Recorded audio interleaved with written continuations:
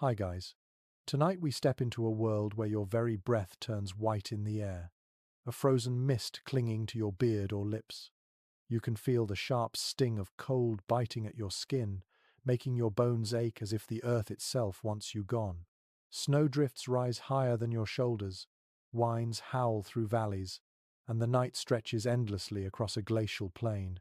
You pull your furs tighter, because without warmth you probably won't survive this. Yet somehow, people did. Our ancestors, resourceful, stubborn, endlessly inventive, found ways to keep their fragile sparks of life burning, even as brutal winters tried to snuff them out. So, before you get comfortable, take a moment to like the video and subscribe, but only if you genuinely enjoy what I do here. And while you're here, drop a comment with your location and your local time. I'd love to know where and when you're listening from. Now, dim the lights, breathe slowly, and let the story wrap around you like a heavy blanket. You begin by following a faint glow in the distance, and there it is, the very first fire that your kind ever dared to touch. Picture yourself crouching low, watching flames curl upward, orange tongues flicking against the night, the crackle and pop of wood, the strange new warmth radiating into your palms. It feels almost alive.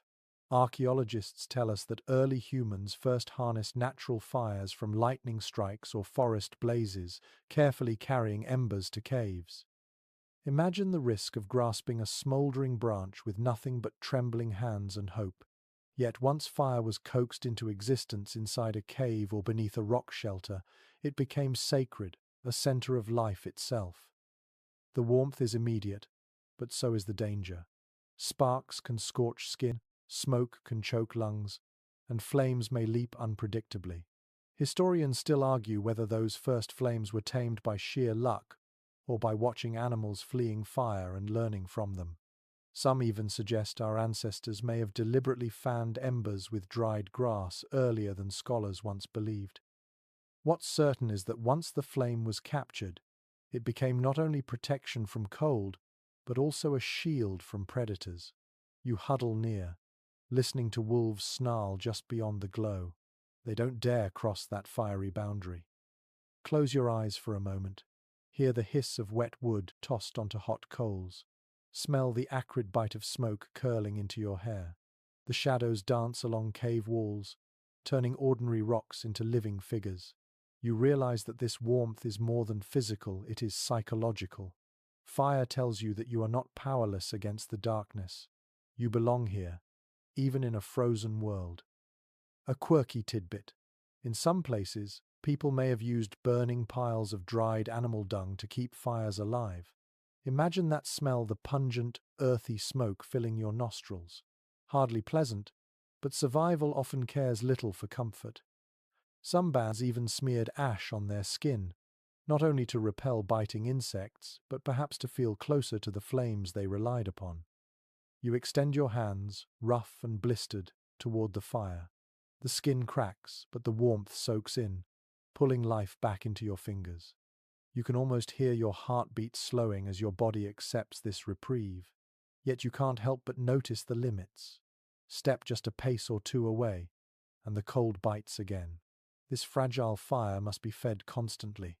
Too much wood and it suffocates, too little and it fades into embers.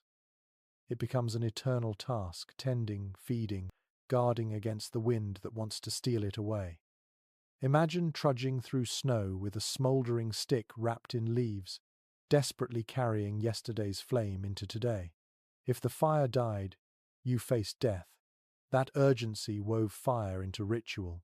Did your ancestors whisper to it? Did they treat it as a living being, demanding respect? Some modern hunter-gatherer groups still speak of fire as kin, not tool. Perhaps the same was true in the Ice Age. Yet even with fire crackling, the night was long. Children cried, elders shivered, and every gust of wind threatened to scatter sparks. Still, you sit there, wrapped in the glow, marveling at how this simple element changed everything. You've crossed a threshold without fire. You are just another shivering animal. With it, you have a weapon against the very season that seeks to erase you. And so, the first sparks of warmth are not just flames, they are hope embodied. They are the thin line between perishing in the snow and living long enough to see morning. You watch the firelight dance across your companions' faces, their eyes wide with both fear and awe. Somewhere deep inside, you sense the birth of a new chapter of humankind. The chapter that begins with fire and never truly ends. You sit by the glowing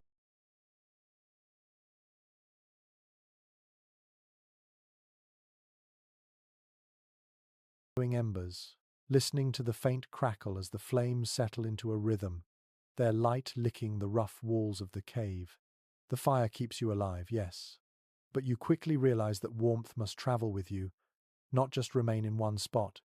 When you leave the blaze to hunt or gather, your body quivers, teeth chatter, and fingers go stiff as branches. You need something that can shield you against the wind when you're away from the fire's glow. That's when you notice the animal lying at your feet, the one felled earlier in the day.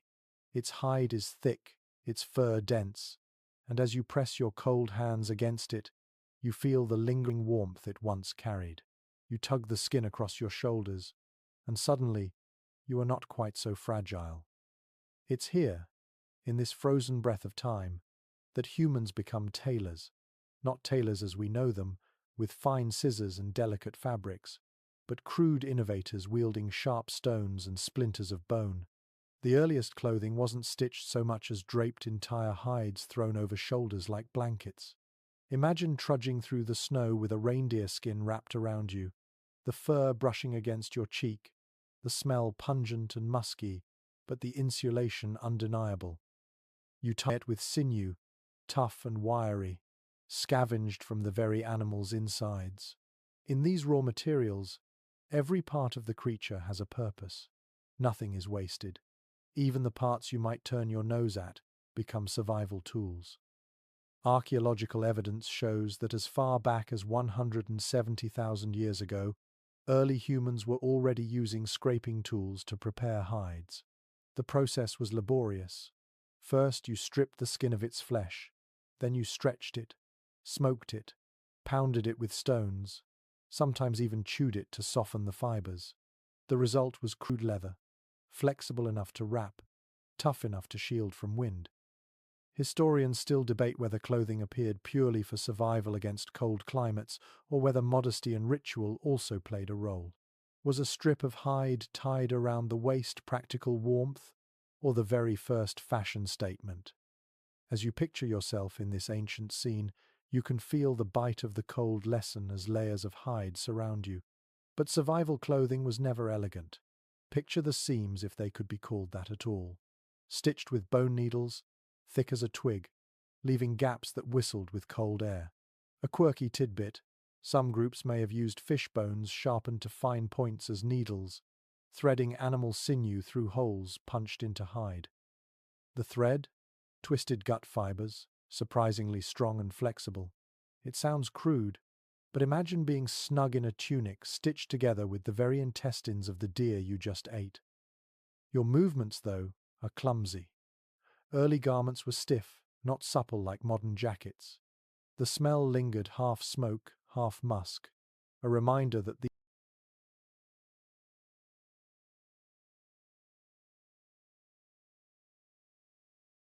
these clothes were never far from their animal origins.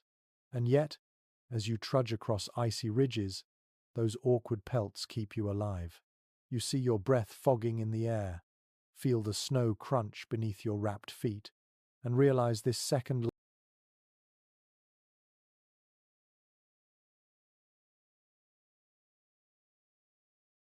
layer of warmth, this portable fire makes survival possible away from the hearth. You can hear the swish of fur brushing together as you walk, the sound like whispers against the frozen silence. Children are bundled in smaller hides, often carried against their mothers' bodies, sharing warmth skin to skin beneath layers of fur. A baby's cry pierces the air, muffled by the cocoon of animal skin, but safe nonetheless. Imagine the rhythm of footsteps through snow, the steady squeak and crunch, while everybody in the group moves forward, swaddled in the skins of the creatures that roam the plains. Yet clothing was more than a shield. For some, it was an identity. Decorative elements creep in early. You notice beads made of bone or shells strung along seams. Was it purely vanity or a way to signal belonging to a tribe?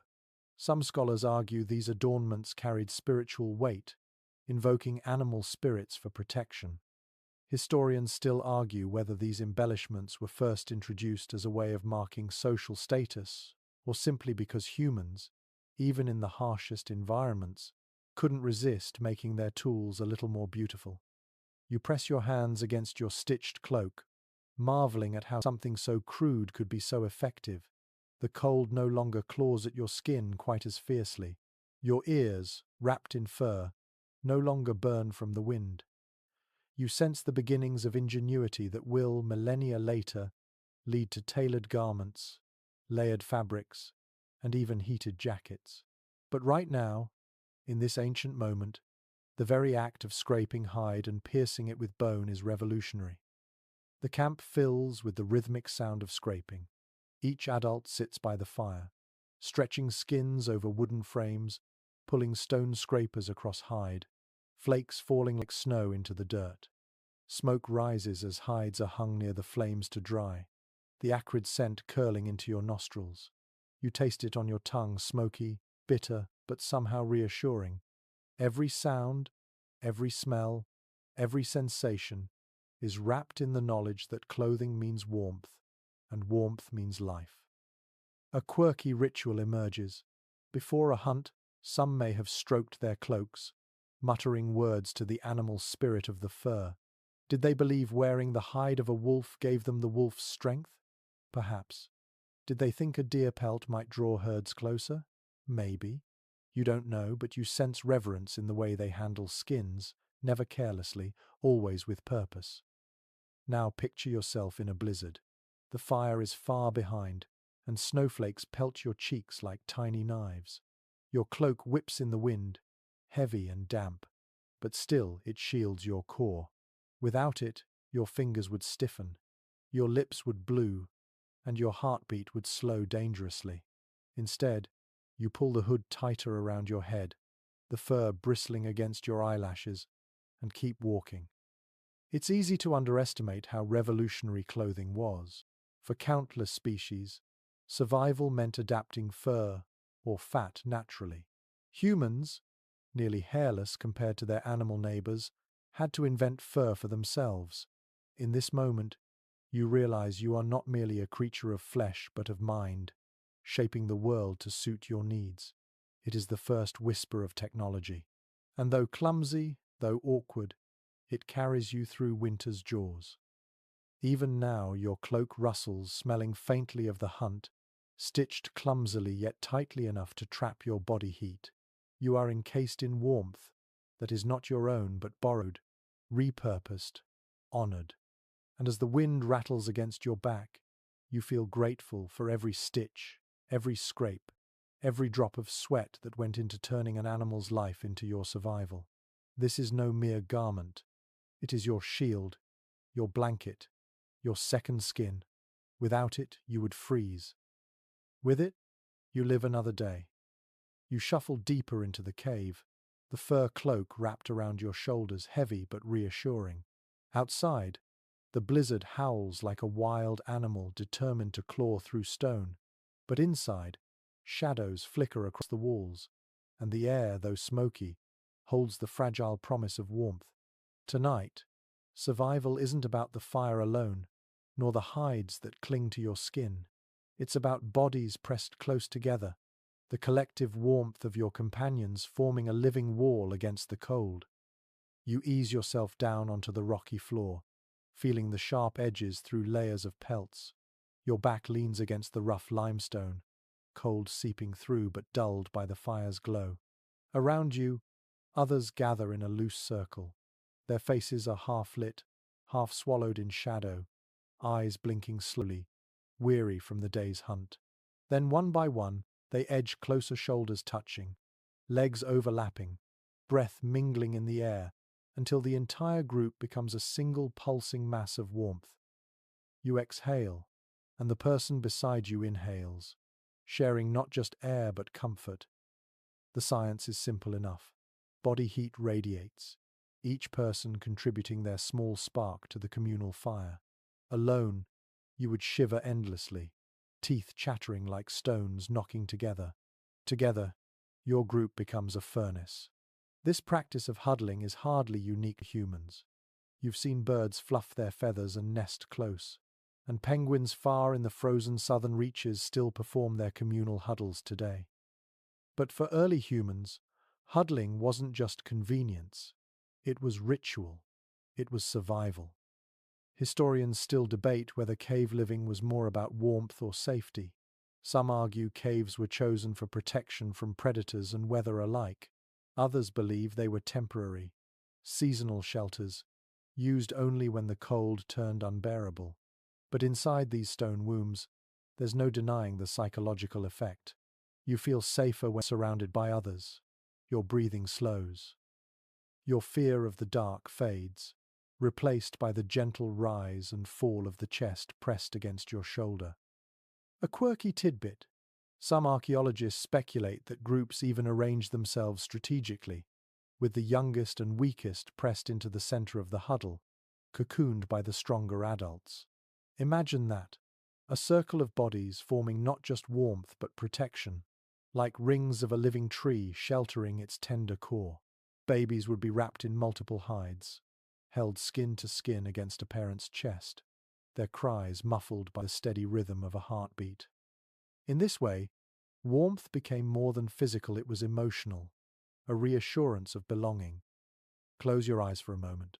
Picture yourself wedged between companions, hearing the soft rustle of fur, the occasional grunt as someone shifts, the whispered sighs of exhausted hunters finally surrendering to sleep.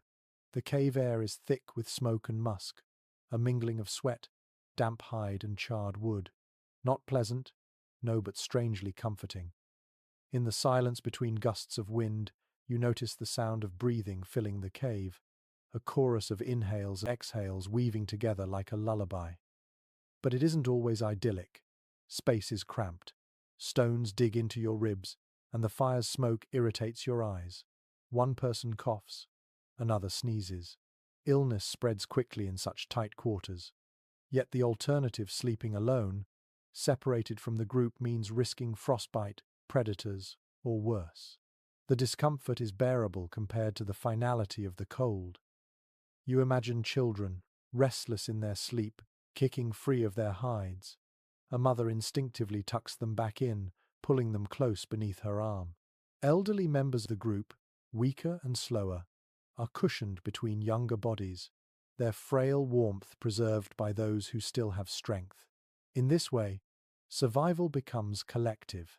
There is no I in this frozen night, only we. There's a subtle intimacy to this closeness. You feel another's heartbeat against your arm, another's hair brushing against your cheek. These are not lovers' touches, but survival touches, practical, necessary, and deeply human. You sense that this contact forms bonds, weaving social threads as strong as sinew.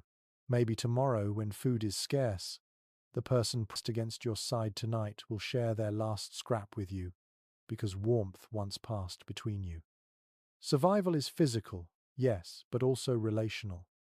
Historians still argue whether caves were continuously occupied or merely seasonal, but the evidence of charred bones, soot-stained ceilings, and worn stone floors suggests long stretches of habitation. You wonder how many nights like this were endured, how many winters passed in smoky caves, each night blending into the next, each body pressed against another for warmth. Now consider this odd thought. Huddling wasn't just for humans. Wolves still wild then. Not yet dogs sometimes stalked the edges of human camps.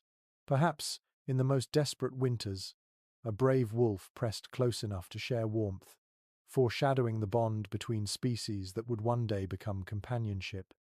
It's a fanciful image, but not entirely impossible.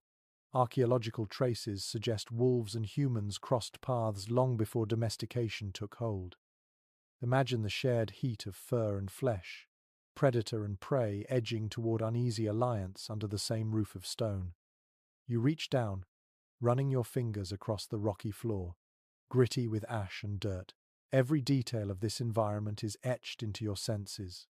The acrid smoke that makes your eyes water, the damp furs beneath you that carry the smell of earth and sweat, the echo of wind battering the cave's mouth like a distant drum, and always the quiet murmur of breathing, dozens of lungs feeding the atmosphere with warmth, each exhale rising like a thin mist into the smoky air.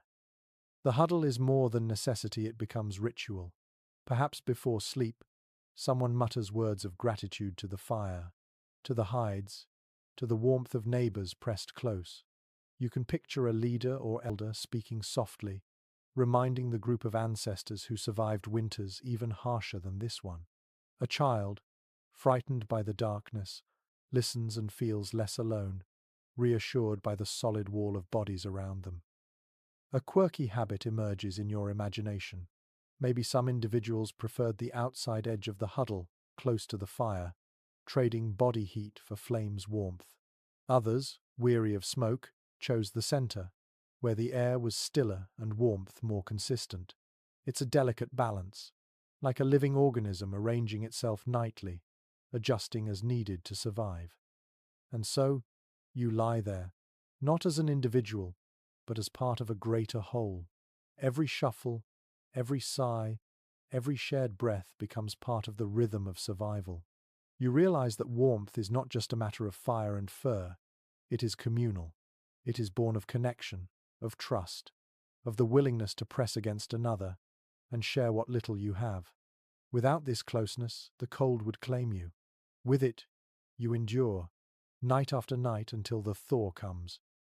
In the glow of the dying fire, you close your eyes, wrapped in the warmth of others.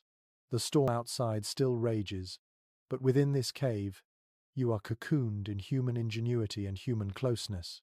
You drift, not into death but into sleep, carried by the soft chorus of shared survival. The night passes in smoky silence, bodies curled together like nesting birds, until the pale light of dawn filters weakly through the cave's mouth. You stir, stiff from stone and fur, your breath visible as you exhale into the chill.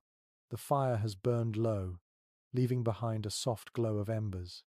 You reach for a stick and poke at them, coaxing the faintest spark. But even as you fan the heat, you realize something crucial. Fire is fragile. It must be nurtured, transported, even birthed anew.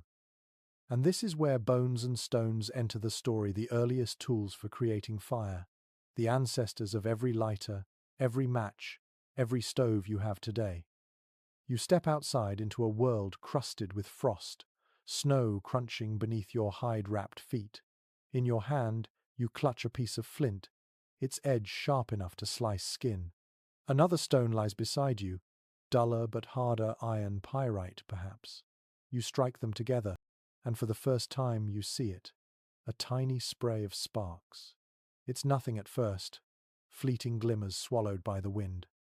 But if you lean closer, strike again, and catch the sparks on a nest of dry grass or powdered fungus, they flare tiny stars birthing into flame. Archaeological discoveries suggest that humans had mastered this process tens of thousands of years ago. Charred remains of tinder fungus and fragments of flint nodules have been found in ancient sites, silent proof of this ingenuity. To picture it, imagine crouched figures hammering stone against stone with aching persistence, their faces set with determination, their survival hinging on a single ember. Fire was no longer only borrowed from nature. It could be summoned with skill. That was a leap equal to taming a wild beast. Curiously enough, not every group may have used flint. Some evidence hints that bones, especially marrow-filled ones, played their part. Hunters split open bones not only to suck out the rich fat but also to use the hollow shards as blowtubes, directing air onto smouldering tinder. Picture yourself on hands and knees, lips pressed to bone, exhaling until a faint orange glow flared brighter. Such improvisation meant that every fragment of the animal served more than one purpose: food, tool, and even fire helper. There is still disagreement among specialists about how widespread these fire-starting methods were. Did every band of humans master the trick of sparks? Or were some still at the mercy of scavenging natural fires for millennia longer? The timeline remains hazy, a puzzle scattered across continents. What's certain is that once the trick was known, it spread slowly, but inevitably like the flames themselves. Let your senses linger here for a moment. Hear the sharp clack of stone on stone, metallic and echoing against frozen cliffs. Smell the acrid whiff of singed grass as sparks finally take hold. Feel the trembling excitement as a hunter's hands cradle a newborn flame, shielding it against the cruel wind. It is fragile, but alive, and now it is yours. Of course, the process wasn't without oddities. Some groups likely used marrow grease smeared onto tinder to make it catch more easily. Imagine the faintly sweet, fatty smell rising as grass ignites, a scent that mixes strangely with smoke and sweat.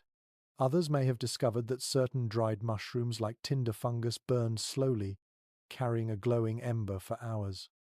This quirky trick meant fire could travel miles, glowing softly in a pouch of hide even as the tribe moved across icy plains. Picture someone reaching into their bag mid-journey, finding not just food or tools but a living ember, warm and ready to be coaxed into flame. Fire tools themselves became treasured objects. A sharp-edged flint was more than a rock. It was survival in your palm. Families passed them down, chipping them sharper, wrapping them in strips of leather for safekeeping. In the hush of a winter night, someone might even decorate their flint, carving small marks into it, a silent recognition that this stone was not just useful but sacred. Without it, your clan might freeze. With it, you could banish the dark. Yet fire-making wasn't always successful. Imagine crouching in the snow, striking flint over and over while your fingers go numb, each spark fizzling uselessly. The frustration builds, stomachs rumble, and the cold presses in like a predator. In such moments, prayers or charms may have been whispered words offered to unseen powers to coax the flame to life. It is not hard to picture an elder muttering over the tinder, voice steady, as if calling to a stubborn spirit. Whether you call it ritual or simple persistence, the outcome was the same, a fragile flame that meant the difference between death and survival. Some anthropologists believe this mastery of portable fire was one of the great turning points in human evolution. No longer chained to caves with lingering embers, bands could roam farther, settle where wood was sparse, or even cross icy landscapes where warmth had to be conjured from nothing. Fire kits became as essential as spears. Wherever humans went, sparks followed. Now, let's imagine the sensory world of carrying such tools. You keep a small leather pouch tied at your waist. Inside lies flint, a piece of pyrite, a bundle of dried moss. Each step makes them jostle faintly, a soft rattle against your hip. It's not wealth in gold or jewels, it's wealth in survival. When you stop to rest, you crouch low, open the pouch, and your fingers brush those precious items. You feel the edges of flint, cool and sharp, like reassurance carved into stone. But here's something strange. Not every ember was used simply for warmth. In certain places, evidence suggests that glowing coals were carried to light torches for exploring deep caves. Imagine wandering into the belly of the earth, a flickering torch in hand, the flame hissing and smoking as it licks against limestone. In those tunnels, fire was not just heat, it was sight itself. Without it, total darkness would swallow you whole. With it, you could leave marks on walls, bison and mammoths sketched in flickering red light. Your mind drifts to a winter evening when the tribe gathers to make fire together. Children watch with wide eyes as sparks hatch, their laughter turning into gasps as flame blooms from tinder. For them, it must have felt like magic, pure and impossible. For you, it is skill, earned through countless failures and blisters. Yet even knowing the trick, you can't shake the awe. The power to summon fire at will is not something you ever take for granted. Consider too the way fire-making shaped daily rhythm. No longer did you need to guard yesterday's coals with such desperation. If they went out, you could try again. Yet coals were still prized like sleeping dragons glowing beneath ash, ready to roar back into life with a puff of breath. So you balance both, keeping embers alive when you can, striking sparks when you must. Each method reinforces the other, weaving a net of survival against the endless cold. As night falls once more, you sit by the fire you've coaxed from stone and grass, its flames dancing higher than the cave's mouth. Outside, snow continues to fall, a steady hush across the landscape. But inside, you stretch your hands toward the blaze, knowing this warmth isn't borrowed from a lightning strike or stolen from a forest fire. It is yours, made with tools, with patience, with the sheer stubborn will to live. You lean back, watching the sparks rise into the cave's dark ceiling like stars in a private sky.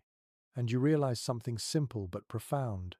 With flint, with tinder, with the bones and stones of the earth, you have become more than a survivor. You have become a maker of fire, a creature capable of creating warmth where none existed, and that is power enough to face even the most merciless winter. The fire sputters and roars in the cave's heart, and you feel grateful for its warmth, but gratitude soon mingles with discomfort. The air is thick, heavy, laced with smoke that scratches your throat. Your eyes water, blinking against the haze. The heat and the cold wrestle constantly in this small stone chamber. One moment you are too close, cheeks stung red by the flames. The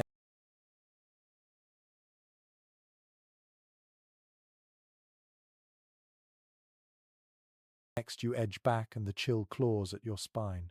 Balance is everything, and balance is difficult to keep. You live not only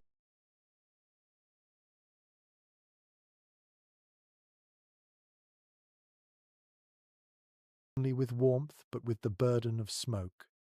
As you sit there, coughing softly into your furs, you realize this is one of the oldest trade-offs in human history. Stay near the fire and breathe in acrid air, or move away and risk the bite of frost. Archaeologists examining soot-blackened cave ceilings have confirmed that smoke filled these shelters season after season, leaving layers of black residue that endure thousands of years later. That blackened stone is testimony. Fire kept you alive, but it also choked you slowly. You listen to the crackling, but also to the wheeze of someone older nearby. A child coughs in their sleep, their tiny chest rattling against the thick hide swaddling them. Smoke curls upward in graceful spirals, beautiful to watch, painful to inhale. And you wonder, did your ancestors adapt their bodies slowly to tolerate it? Or did they simply endure, coughing through each winter until spring finally arrived? Specialists remain uncertain, divided on how ancient people managed smoke exposure without permanent harm. And yet the people weren't helpless. They tinkered, experimented. Some groups learned to build simple vents, holes, or cracks at the cave's mouth that allowed smoke to drift outward while still keeping most of the warmth in. Others shifted fires deeper or closer to the entrance depending on wind direction. Imagine the nightly ritual. Someone crouches, tests the air, watches how smoke curls, then shifts the fire pit by a few feet. It was crude trial and error, but it meant easier breathing. One odd and rather fascinating habit shows up in some archaeological speculation. Ashes themselves were sprinkled onto damp floor areas to keep the ground dry and reduce slipping. It wasn't just waste, it became part of the living space. Ash smeared on skin also offered a protective layer, insulating against bugs, or even serving as a primitive deodorant. You picture yourself rubbing grey ash over your arms, coughing as you do, yet oddly proud to find use for every byproduct of your smoky shelter. There's a strange rhythm to living in smoke. Your nose becomes numb to the constant sting, your eyes always damp. When you step outside into the biting cold, the air feels almost sweet in your lungs, clean and sharp as ice water. You inhale deeply, savoring it, but within minutes the cold gnaws at your bones again, and you hurry back into the smoky warmth. Life becomes a constant negotiation between poisoned comfort and pure but deadly chill.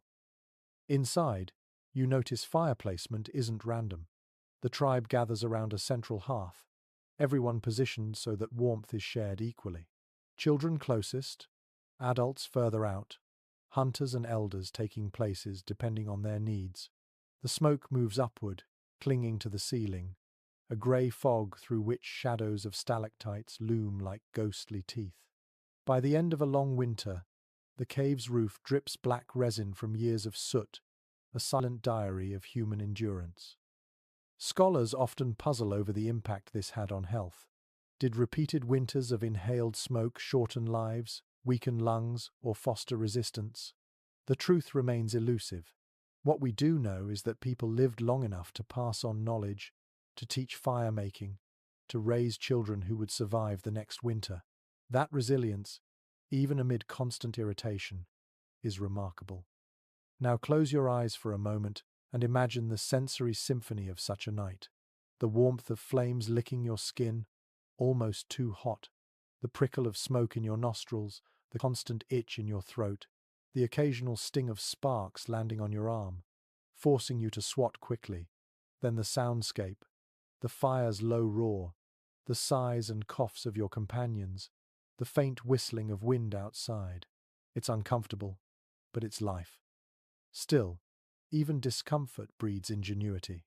At some point, people began shaping simple chimneys with stacked stones, guiding smoke toward natural cracks in the cave. Others hollowed pits in the ground so that the fire sat slightly below floor level, trapping heavier smoke down low and sparing the air above. Were these deliberate inventions or accidents stumbled upon while experimenting with fire placement? Experts remain divided, but the adaptations worked well enough to keep humans alive through centuries of winters. A curious twist appears when you consider ritual again. In some traditions, smoke wasn't just a nuisance, it carried meaning. Perhaps it was seen as a bridge to the spirit world, the breath of ancestors lingering in the air. You can picture an elder waving a hand through the haze, muttering as if interpreting messages written in grey curls. Even discomfort could become symbolic, transformed into something bearable when framed as sacred. You lean closer to the hearth, watching the flames twist and spit. Sparks leap upward, vanishing into the smoky haze, and you think of how fragile the balance always is. Too much wood, and smoke overwhelms everyone. Too little, and warmth fades. Life in the cave is constant calibration, an endless attempt to hold the line between freezing to death and choking in fumes. Imagine leaving the cave for a hunt on a bitter day, trudging through thigh-deep snow, lungs filled with crisp air. When you return, you push aside the hide at the entrance and step into the familiar cloud of smoke. It burns your throat at first, then oddly comforts you, because you know it means fire is still alive inside. That smell, sharp and sooty, becomes the very fragrance of survival. As the night wears on, you curl back into your furs, breathing shallowly to avoid coughing, and you think, yes, this is unpleasant, but it is also a miracle. To live in a smoky cave is far better than to lie frozen in the open. You close your eyes, lulled by the pop of firewood and the collective breathing of your clan, and you surrender to sleep within this smoky cocoon, one more night conquered, one more winter endured. You wake to the thin grey light of a new day, coughing softly as the cave exhales last night's smoke. The air is damp and sharp, the kind that makes your nostrils sting. For now, the fire still glows faintly, but everyone knows embers are fickle. Sometimes the cold wins, sometimes the fire dies, and when that happens, you cannot simply wait for lightning to strike again. You must move. Picture yourself standing at the cave's mouth, staring across a landscape blanketed in endless white. The wind has quieted, but the horizon feels vast and merciless. You pull your fur cloak tighter, glance at your companions, and begin walking south. Not blindly, but with purpose. For survival, you must follow the animals. Most scholars agree that human groups were highly mobile during the Ice Age, tracking herds of reindeer, mammoths, and bison that in turn followed the shifting edge of grasslands. These animals didn't just provide food, they were walking stores of warmth, skins for clothing, fat for burning, sinews for thread.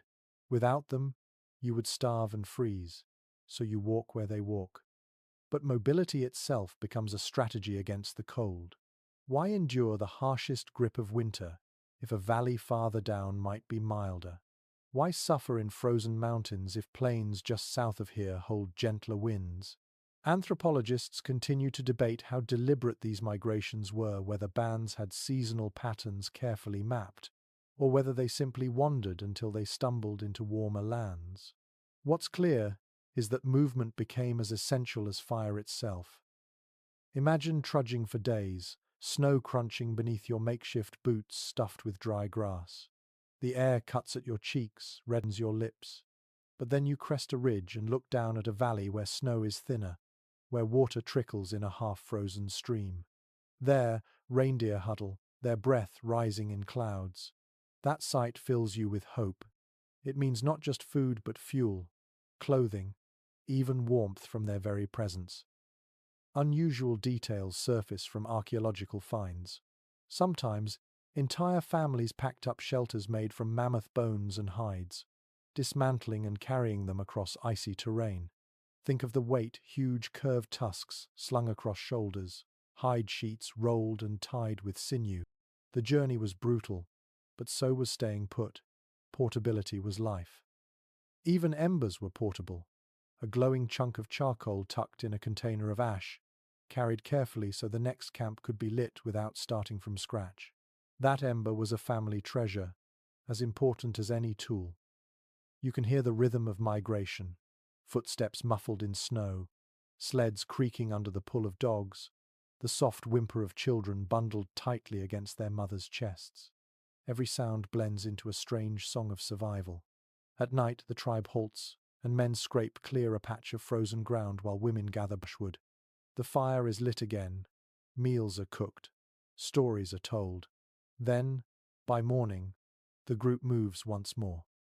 One curious practice that may have existed, following animal tracks not only for food but as natural trails through snowdrifts. Large herds trampled paths across otherwise impassable terrain, and humans were quick to exploit these frozen highways. You step into the impressions left by a mammoth's massive feet, feeling how the compacted snow supports your weight more easily. The herd guides you south, unknowingly leading your people to survival. Experts disagree on whether these migrations were short distances or epic journeys spanning hundreds of miles. Some evidence points to relatively small shifts,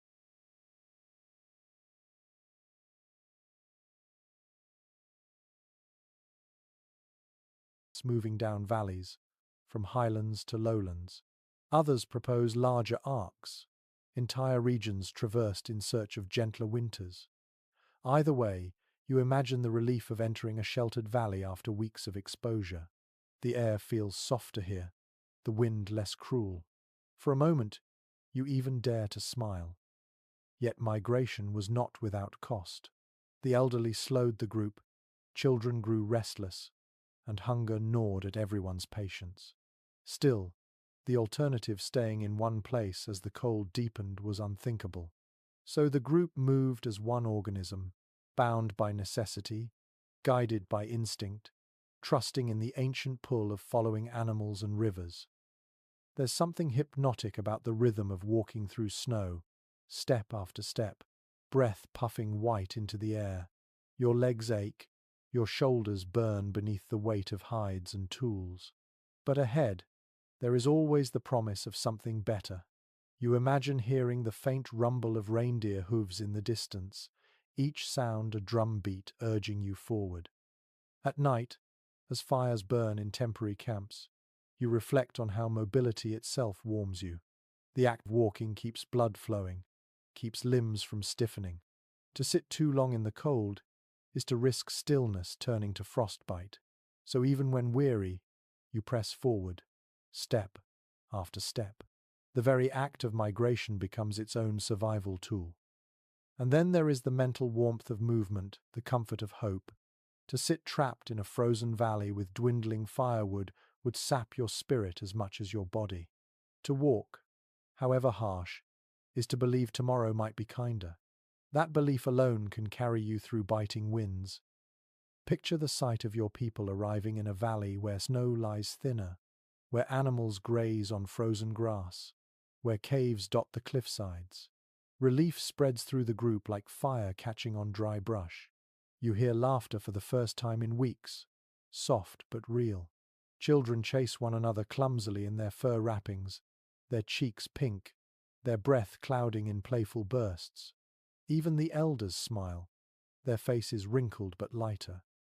Migration, then, is more than movement. It is strategy, ritual, and hope combined. Without it, humans would have been prisoners of the ice. With it, they became wanderers who carried their warmth across continents. It is no exaggeration to say that every step south, every valley entered, every herd followed, planted the seeds of humanity's future expansion. You feel it in your own tired legs. This is not just escape from cold.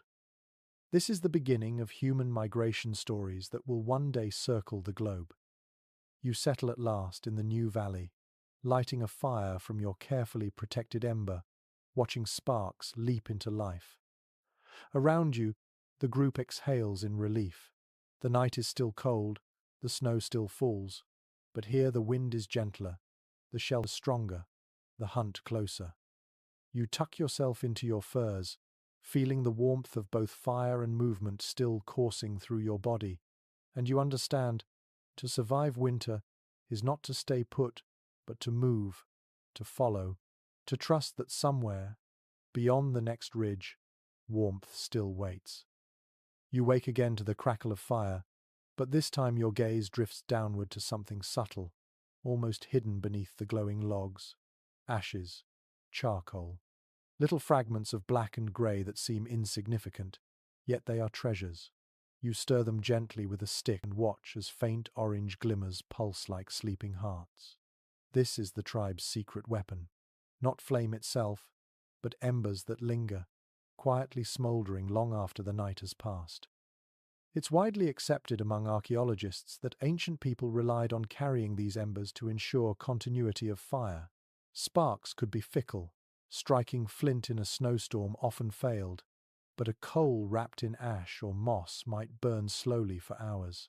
Imagine crouching over yesterday's hearth, carefully burying a glowing coal inside a pouch of dried grass, wrapping it tight and tying it to your belt before setting out on a long trek. That tiny glow was your insurance policy, your guarantee against freezing. You can almost feel it in your hands now, a bundle warm to the touch, faintly smoking, its heat radiating through hide wrappings. You guard it jealously.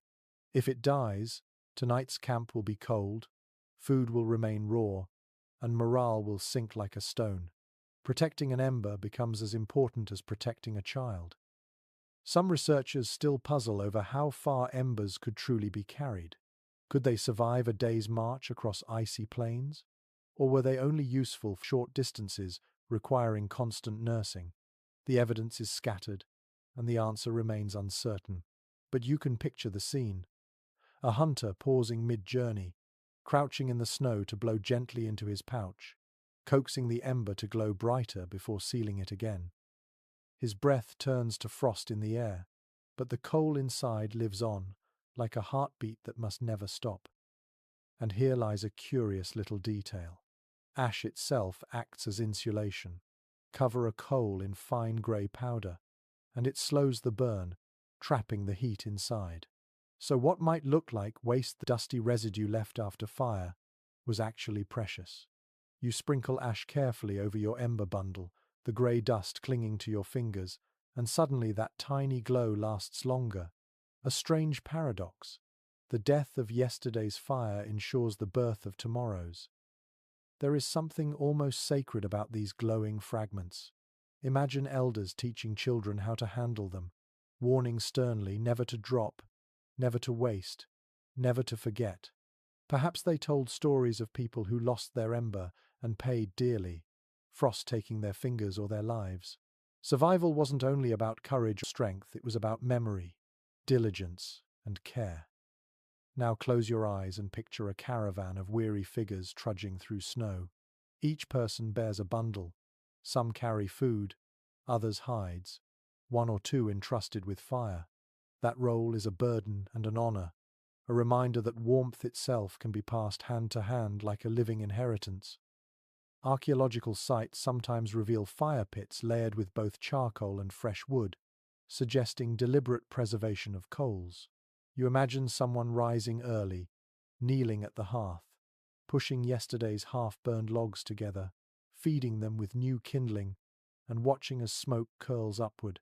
The fire never truly dies, it only rests. That practice feels familiar even now when you bank a campfire before bed so it will spark alive with morning's breath. There's also an odd bit of folklore hinted at in some traditions, carrying a coal inside a hollowed-out horn or skull fragment. Picture that a glowing ember resting in the cavity of bone, like a tiny spirit sheltered in death's vessel. The symbolism would have been powerful, even eerie. Life's flame cradled in the husk of mortality. Was it practical or ritual? Nobody knows. But the image lingers, strange and unforgettable. Experts continue to debate whether the reliance on ember carrying slowed down human migrations or actually made them possible. Did groups travel shorter distances to ensure their embers survived? Or did the skill of coaxing new flame from flint make them bold enough to wander farther? You consider both possibilities as you kneel by your bundle, fingers trembling, breath steady, coaxing life from the faint glow hidden within. The sensory experience of tending embers is vivid. You lift the pouch to your face, smell the faint sweetness of charred wood mixed with hide. You blow gently, hearing the faint hiss as oxygen feeds the coal, feeling warmth pulse against your lips. Then, with a sudden flare, the glow brightens, red veins spreading across the black surface. Relief washes over you. Fire is alive again. And there is a deeper layer here too, psychology. To know that warmth is portable, that you can carry it with you, changes the way you face winter. It transforms fire from a temporary blessing into a constant companion. Like a heartbeat or a shadow, it follows wherever you go. You are no longer at the mercy of chance lightning or wildfires, you are in command. That sense of control, however fragile, must have given your ancestors confidence to push farther into hostile lands. Imagine the tribe stopping at dusk after a long march. The ember is unwrapped with ceremony. Children gather close, eyes wide, waiting to see whether the glow still lives. When it does, when a puff of breath transforms coal into flame, cheers rise. It is not just fire, it is proof of continuity, proof that the journey is guided by an unbroken thread of warmth. But sometimes, of course, embers fail. Perhaps the pouch grows damp, snow melts inside, or wind snuffs the glow. In those moments, desperation sets in. You see figures striking flint furiously, fingers numb, sparks flying uselessly into wet grass. Tension builds, hope fades, and when flame finally catches again, the relief is indescribable. The group claps shoulders, laughs shakily, exhales together. It is a victory as grand as any hunt. Carrying embers also tied humans to cycles of care. You couldn't simply ignore them. They demanded attention. Someone always had to guard the ember, nurse it, feed it, breathe into it. In that sense, fire became a living thing, a dependent member of the tribe. You didn't just use fire, you raised it. Perhaps that is why so many myths later personified flame as a spirit or deity. The connection was intimate, born of endless nights spent keeping coals alive. You lie back against your furs now, listening to the steady crackle of the fire rekindled from a coal carried all day. Outside, the wind wails across frozen ridges, but inside, you bask in warmth that has traveled with you like an old friend. The air smells of smoke and char. Your skin tingles with heat. Your mind drifts towards sleep. Tomorrow, another ember will be tucked away, another coal hidden in ash, another thread of fire tied to your people's survival. And through these tiny fragments, humanity continues its quiet defiance of winter's grip, carrying life in the palm of its hand, never letting the cold snuff it out completely. The ember bundle smoulders faintly as you drift into uneasy sleep, but by morning the camp must do more than survive. It must create shelter strong enough to hold against the season's cruelty. Fire and hides will only go so far. You need walls. You need roof. You need something that doesn't move when the storm howls and snow piles up high enough to swallow a man whole. And so, your eyes lift toward the bones scattered across the hunting grounds, massive, pale arcs half buried in frost. Mammoth bones. Archaeological digs across Eurasia have uncovered extraordinary evidence. Entire huts constructed from mammoth skeletons dating back nearly 15,000 years. Picture it now: you kneel in the snow, gripping a massive curved tusk taller than yourself, dragging it slowly into place with the help of others. The weight is staggering, but the shape is perfect, a natural arch against which hides can be draped. Skulls, ribs, femurs, all repurposed into the frame of a winter home. It's not just shelter, it's architecture born of necessity. You hear the sound of bones clattering together as the framework rises, a grim symphony of death turned into life. The hides come next, thick and heavy, stitched into vast sheets. They're stretched across the frame, tied with sinew, pegged down with stones. As the wind rattles against them, you hear only a muffled hiss inside, a welcome buffer against storm outside. For the first time in weeks, you breathe without your lungs aching from icy drafts. Most researchers agree these huts were likely seasonal dwellings, used by nomadic bands when caves were scarce or herds moved onto open plains. Excavations show hearths inside, storage pits dug into the frozen earth, and even scattered beads and carvings, proof that people didn't just sleep here. They lived here, laughed here, raised children here. These shelters were villages in miniature, fleeting but vital. Yet debate lingers among specialists. Were these bone huts everyday structures, or reserved for only the harshest winters? Some believe they were emergency shelters, built when ice gripped the land too fiercely for cave life. Others argue they were central to nomadic life, carefully dismantled and rebuilt along migration routes. The truth is buried in snow, still waiting for clearer answers. Now pause for a moment. Close your eyes and imagine entering such a hut. The air inside is warmer, still smoky but less biting than outside.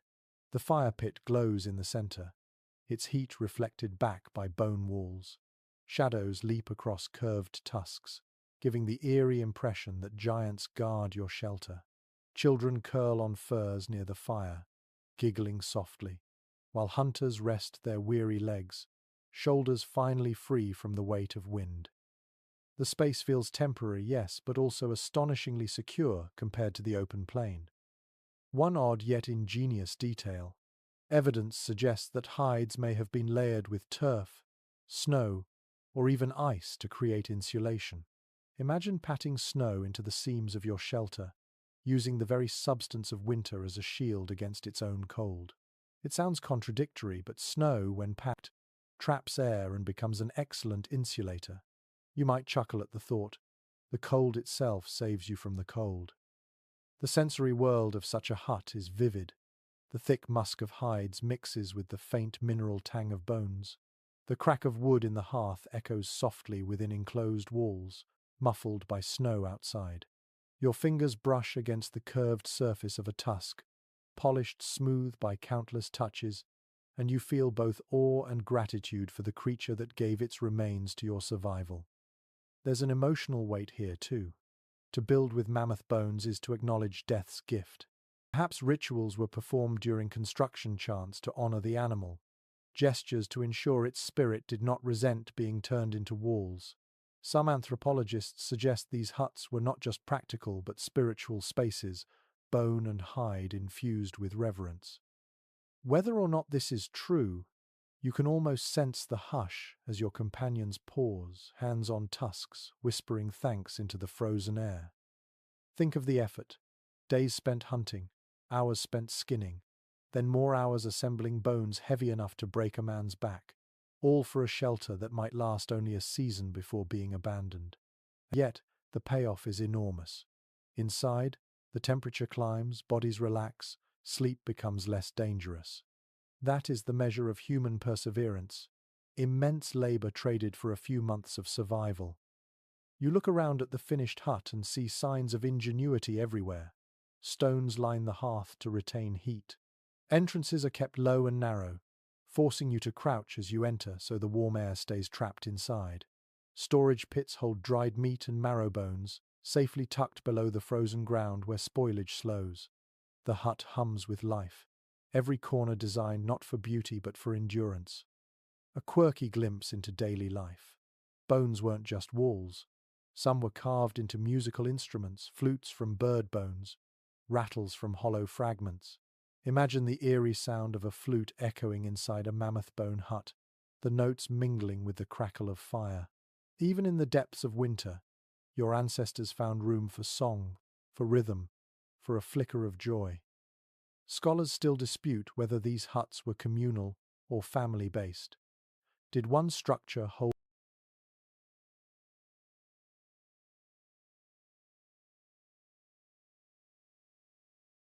an entire band, or did each family build their own? The evidence points both ways, with some huts large enough for dozens, others small enough for a single hearth. The ambiguity is frustrating for academics, but fascinating for you, standing in the smoky glow of a bone shelter, wondering how many breaths once filled this space. Now imagine storm winds screaming across the plain, flinging snow in horizontal sheets. Outside, the landscape vanishes into a blur of white, but inside, you sit cross-legged on furs, safe. You press your hand against the wall, feel the solid curve of a mammoth rib, and realize you are cradled inside the skeleton of a giant. Death has become refuge.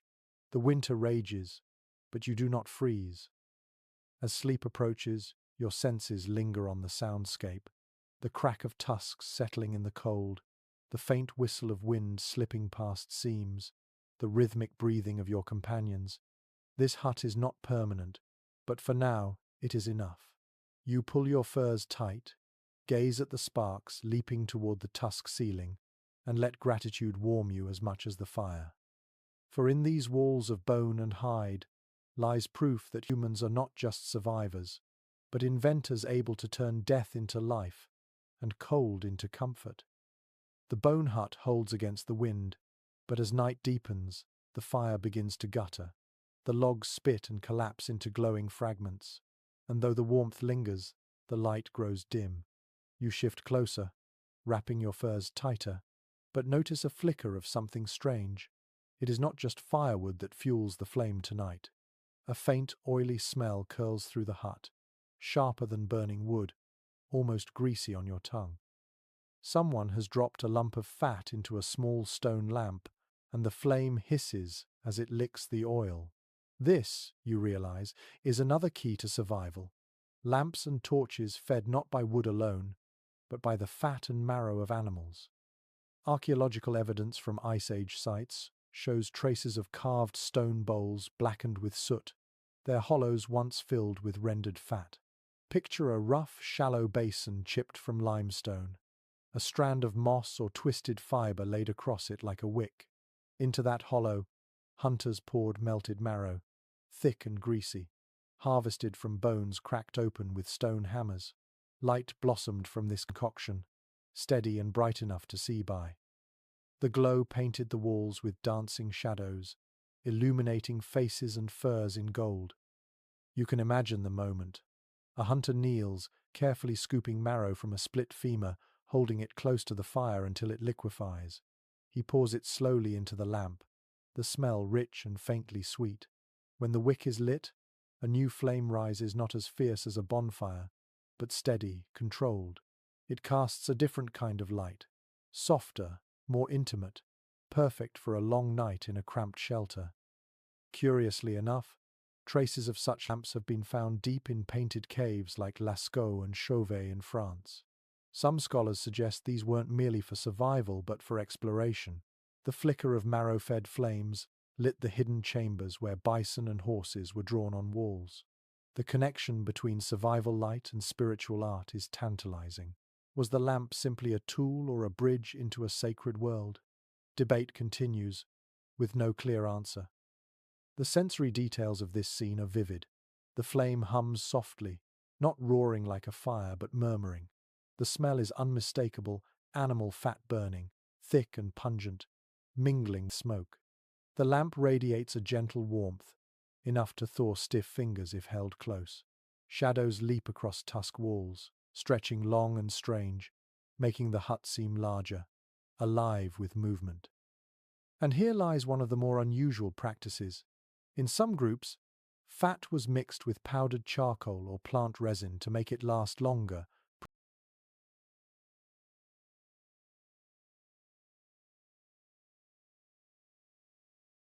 producing a steadier burn. Imagine the experimentation, someone tossing in a scrap of resin, watching the flame flare brighter, learning through trial what fuels worked best. Fire became not just survival but chemistry, a rudimentary science of the senses. There's also the matter of food. Every drop of marrow or fat burned in the lamp was a drop not eaten. This created choices: warmth or calories. Families had to weigh whether light in the night was worth less fuel in the belly. The fact that they sometimes chose the lamp suggests how essential firelight had become, not just physically but psychologically. Sitting in utter darkness, surrounded by unknown noises, was unbearable. Better to burn a little of your feast if it meant a circle of golden safety around you. You lift the lamp in your imagination, feeling its weight, smooth stone warmed by the flame inside. You walk toward the hut's entrance, holding it low. Outside, snow falls silently, and the light scatters across white drifts, gleaming faintly against the storm. For a moment, the world seems less endless, less threatening. A small sphere of light follows you, a reminder that humans could push back the dark even beyond the hearth. One quirky possibility noted by some researchers: lamps may have doubled as heaters for small tasks.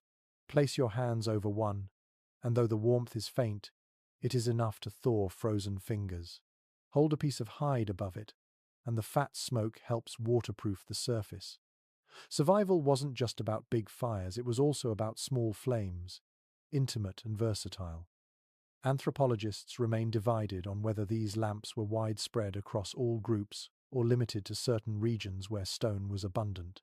Some argue they were a hallmark of more settled bands, others that they were as common as spears.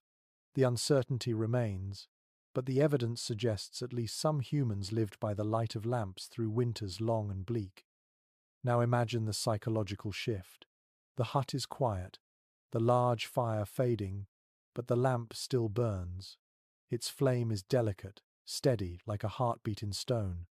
Around it, people whisper softly, tell stories, sing low songs. Children stare into its glow until their eyelids droop, soot-smeared cheeks pressed against fur. That small light carries more than warmth, it carries peace, a fragile sense of control in a world otherwise wild. Later, as the fire dies completely, you see only the lamp, its glow steady in the dark. The walls close in, shadows stretch and sway, but you do not feel alone.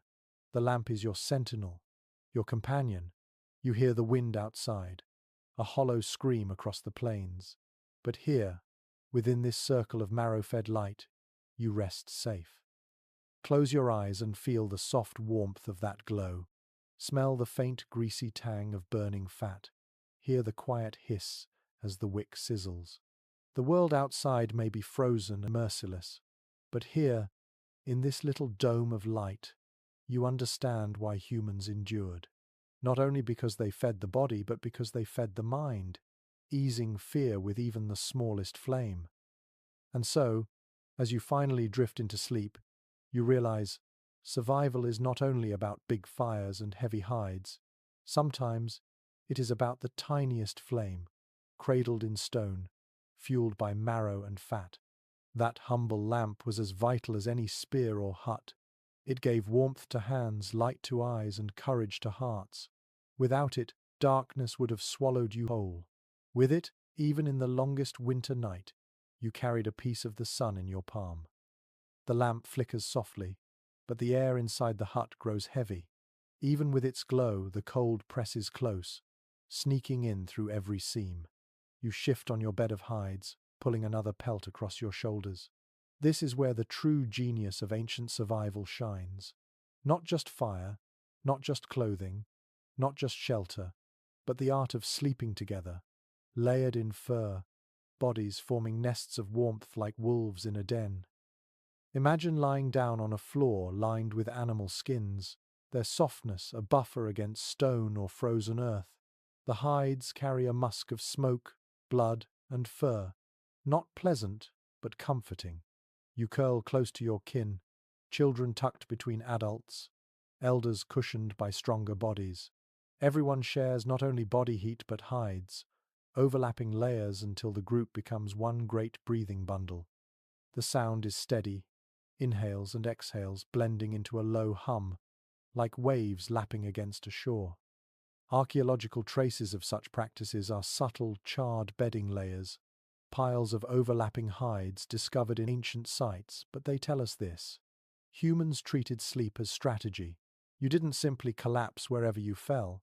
You arranged yourself within a system of warmth. Experts widely agree that communal sleeping was as crucial as fire itself, because without it, the long nights would have been unbearable. The sensory detail is powerful. Furs trap warmth quickly, the air beneath them becoming almost humid with breath. You can feel dampness gather in the folds as heat rises from bodies. When someone shifts, the pelt slips, and a draft sneaks in sharp enough to make the whole group stir and tug hides tighter. It is an endless game of adjusting, shuffling, pressing closer. Yet there's security in the closeness, reassurance that no one will wake to find themselves frozen alone. One curious little trick likely used, placing heated stones beneath layers of skin to radiate warmth through the night. Picture hunters collecting rocks from the fire, their surfaces glowing faintly red, then wrapping them in hide before slipping them beneath bedding. The warmth seeps upward, keeping toes from stiffening, keeping breath from frosting too heavily in the cold air. A primitive hot water bottle, born from necessity. But not everyone agrees on how uniform these practices were. Some scholars suggest nests of furs were shared by entire bands, while others believe families or small groups claimed separate piles. Did dozens sleep together in one great heap? Or were there multiple circles of warmth, each family cocooned in its own pelts? The evidence is ambiguous, leaving researchers to debate the shape of sleep in the Ice Age. Close your eyes now and imagine yourself inside such a nest. The air is thick with the smell of hides, smoke lingering in your hair, the faint sweetness of burned marrow drifting from the lamp. You press your face into fur and feel warmth radiating from the person beside you. Their breath tickles your ear, their arm shifts against your side. There is no privacy here, no solitude, but neither is there despair. The warmth of bodies becomes the rhythm of safety. A quirky image to consider. Sometimes dogs or their wolfish ancestors may have curled inside the nests too. Covered in thick fur, they added warmth of their own, pressed against human legs. Archaeological finds of canine remains near hearths hint at bonds far older than we once thought. Imagine a wolf dog nestled at your feet, its body heat mingling with yours, its growl keeping predators at bay, even as it shares your blankets. The line between wild and domestic blurs, warmth being the first true bond between species. The rituals of bedding down must have been familiar, an elder smoothing furs across the group, a mother wrapping a child twice over, hunters placing their spears nearby in case of trouble. Perhaps words were spoken, small charms muttered against the cold. The act of settling together wasn't just practical, it was ceremonial, a daily rehearsal of unity. Experts continue to wonder about the psychological weight of these nests. Did such closeness forge stronger social bonds, reduce conflict, build empathy? It seems likely. Sharing warmth is sharing trust. To press your body against another is to place your survival partly in their hands. In that sense, every night became a ritual of solidarity. Now let yourself drift deeper into the nest. Hear the muffled cough of someone farther away, the soft whimper of a child in a dream. Feel the rustle of pelts as bodies shift, the draft that briefly cuts, then disappears as hides are tugged back into place. Smell the mixture of fur, sweat, smoke, and fat, a perfume of survival. For all its discomforts, this nest is a womb, a sanctuary against the frozen dark. Oddly enough, warmth sometimes brought problems of its own. In too tight quarters, lice and fleas thrived, nestled in fur and seams. Imagine the constant itch, the scratching in the dark, the quiet curses whispered into the hides. And yet, you endured, because better an itch than the icy stillness of death. Survival was never neat. It was messy, itchy, smoky, and damp. And still, it worked. Picture morning. The fire has sunk to embers, smoke lies heavy on the air, and everyone stirs slowly within the nest. Children rub their eyes. Elders groan softly as joints creak. The furs are damp, but the group is alive. You throw off your covers, steam rising briefly from your sweat, and step into the day. Cold air bites instantly. Shocking, but you are grateful nonetheless for the nest, for the fire, for another night conquered. In this world, warmth was never guaranteed. It had to be built, tended, and shared. Sleeping alone meant risking everything. Sleeping together meant survival. It wasn't comfort in the modern sense, but it was enough. Enough to make it through another night, enough to carry the ember of life into the next day.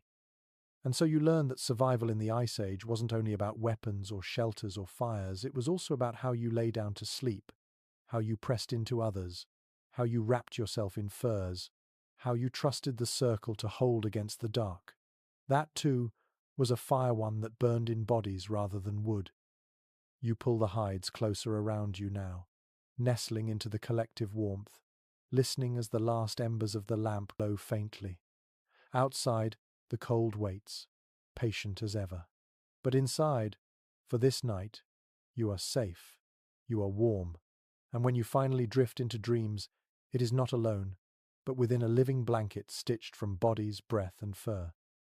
The night nest keeps you alive, but as dawn breaks, you realize the cold never gives up. The wind outside howls with renewed fury, slipping through cracks in the hide walls, searching for gaps in your furs.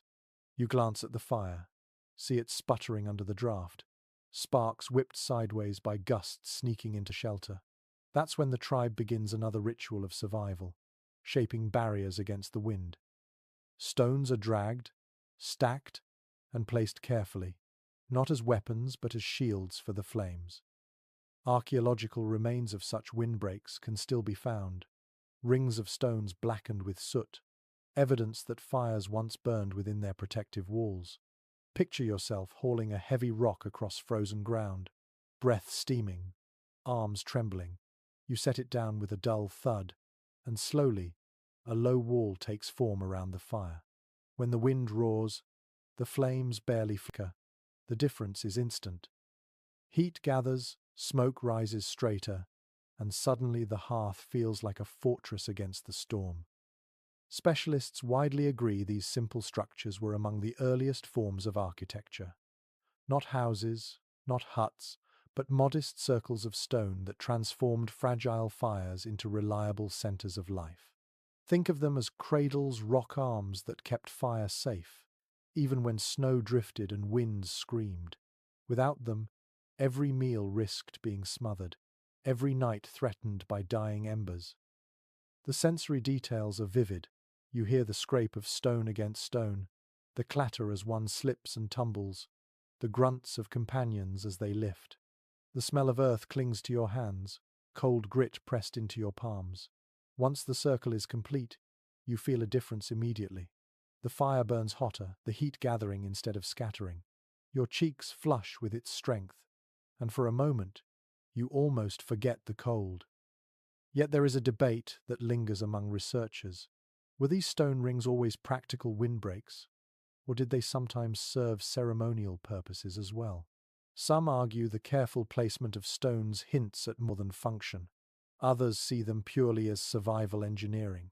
The truth may be both utilitarian in design, but no less sacred to those who depended on them. And then there's the quirky ingenuity of the human mind. Some groups may have lined these stone circles with damp earth or clay to trap heat even better, turning them into crude ovens for cooking as well as warming. Imagine dropping a bone filled with marrow into the embers, then covering it with stones. Hours later, you retrieve it, the marrow soft and steaming, a rich, calorie-laden meal drawn from fire and stone alike. Your mind drifts to the site of multiple fires in a camp, each circled by rocks, glowing like small suns across the snowy plain. From a distance, the settlement must have looked like a constellation on Earth, points of fire protected by stone, defying the endless dark of winter. Families gathered at each hearth, telling stories, repairing tools, sharing warmth. Each ring of stone wasn't just a barrier against wind, it was a circle of life. Close your eyes and imagine crouching at one of these hearths. The fire burns steady, its flames leaning lazily upward, no longer whipped into chaos. Your skin tingles from the heat. Your nose fills with the scent of roasting meat. You bite into charred flesh, greasy juices dripping onto your chin, and you taste not just food but victory. The stones did their work. The fire lived long enough to cook, long enough to warm, long enough to keep you alive. Another detail worth savoring: these stone rings lasted. Long after the fire died, long after the tribe moved on, the circles remained. Centuries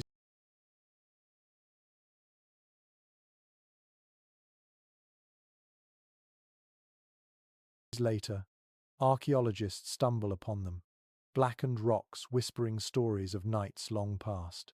They are the fingerprints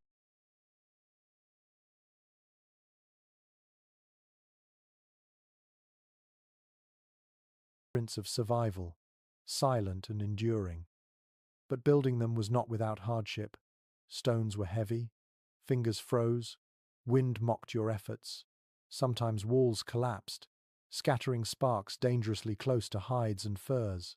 Imagine the panic of watching your shelter threatened by the very fire you needed most. Yet through practice and persistence, people learned. Trial and error shaped skill, until the art of circling fire with stone became second nature. Anthropologists sometimes speculate about the social role of these hearths. Did each fire belong to one family, or was there a communal blaze where everyone gathered? Evidence suggests both existed. Small family fires for intimate warmth, and larger ones for gatherings, rituals, and storytelling. Picture a wide circle of people around a great fire, stones gleaming red with heat, sparks spiraling into the night. Around that glow, myths were born, songs sung, decisions made. Fire enclosed by stone became the heart of human community. One unusual possibility: some stones may have been chosen deliberately for their properties. Flat rocks that reflected heat, shiny ones that glowed when warmed. It's not hard to imagine people experimenting, discovering which rocks cracked dangerously in flame and which ones endured. Each choice became part of the slow education of survival, knowledge passed down like lore. And what of the psychological comfort? To see a fire-protected, stable, reliable, it must have soothed nerves frayed by the relentlessness of cold. You no longer sat trembling, wondering if the wind would steal your heat. You sat confident, hands stretched towards steady flames, knowing the stones held back the chaos outside. That assurance was warmth in itself. As night deepens, the storm outside lashes harder. Snow whirls past, rattling against hides, piling against the shelter's entrance. But inside, the fire glows strong within its stone circle. You watch sparks rise, hear the steady crackle, feel the flush of heat on your cheeks. The wind howls, but it cannot touch you here. The stones have made a fortress for flame, and flame, in turn, makes a fortress for life. You lean back on your furs, sighing softly, and let your eyes close. Around you, others murmur, their voices low, content. Children drift to sleep with bellies full. Elders hum softly. Hunters stretch sore limbs, all because a ring of rocks now stands guard against the storm. It is a simple thing, almost laughably modest, but in the Ice Age, simplicity was genius. You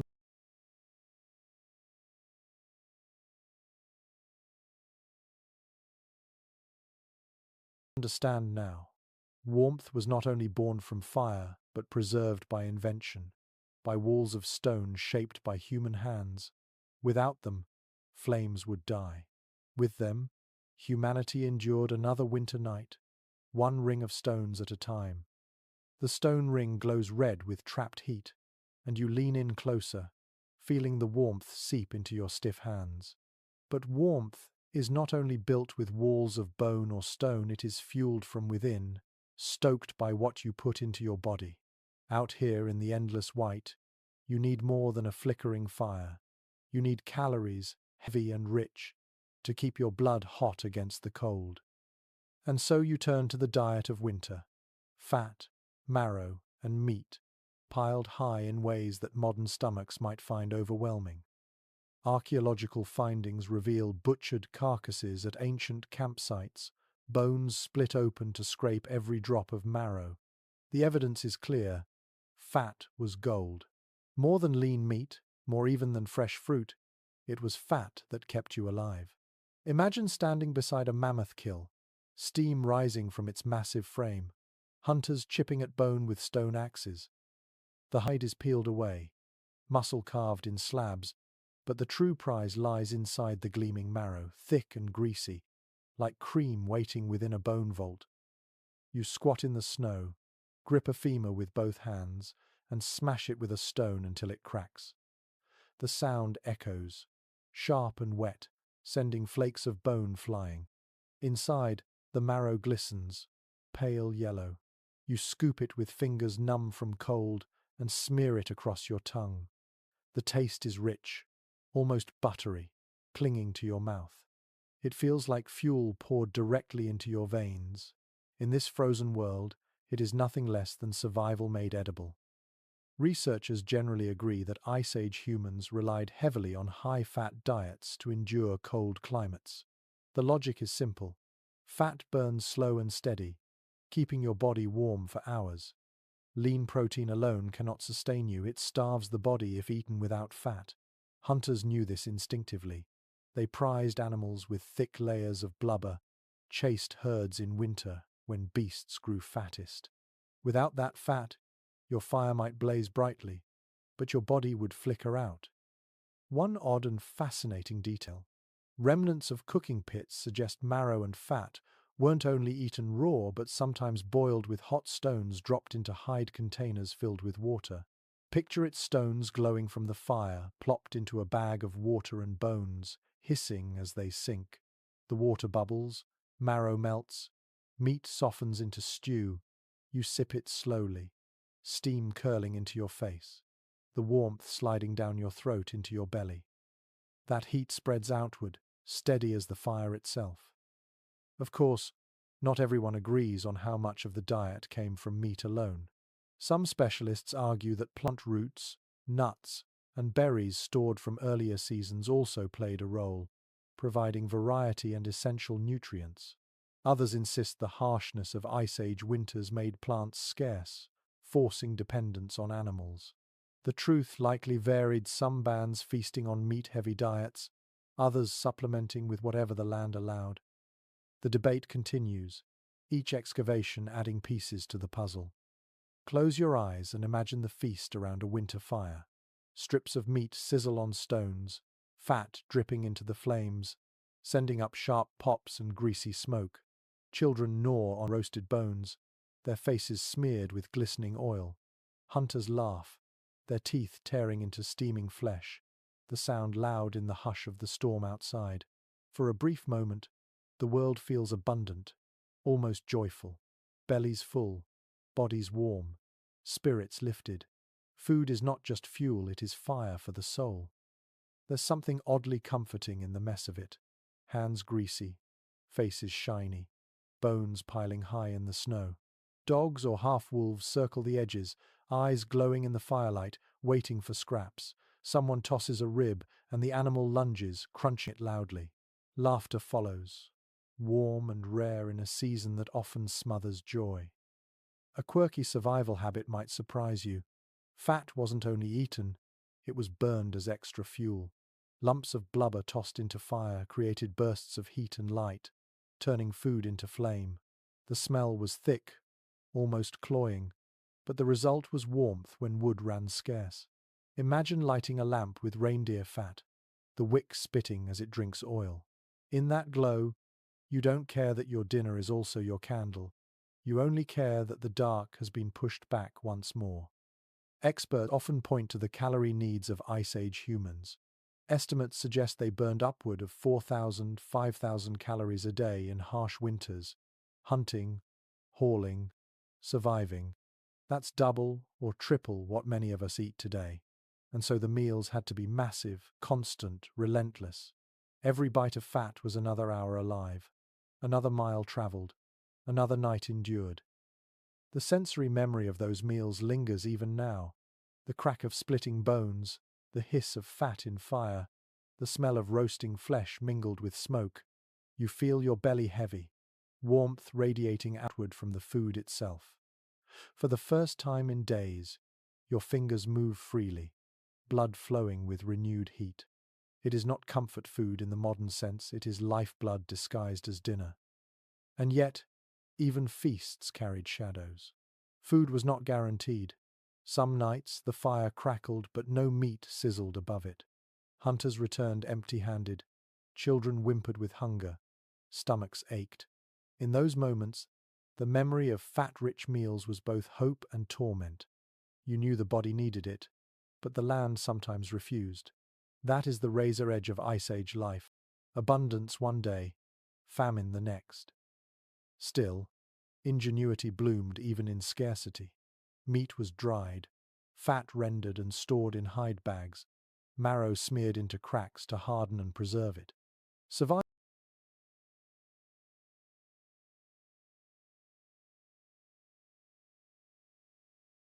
wasn't just about eating, but about planning, saving, stretching resources through leaner times.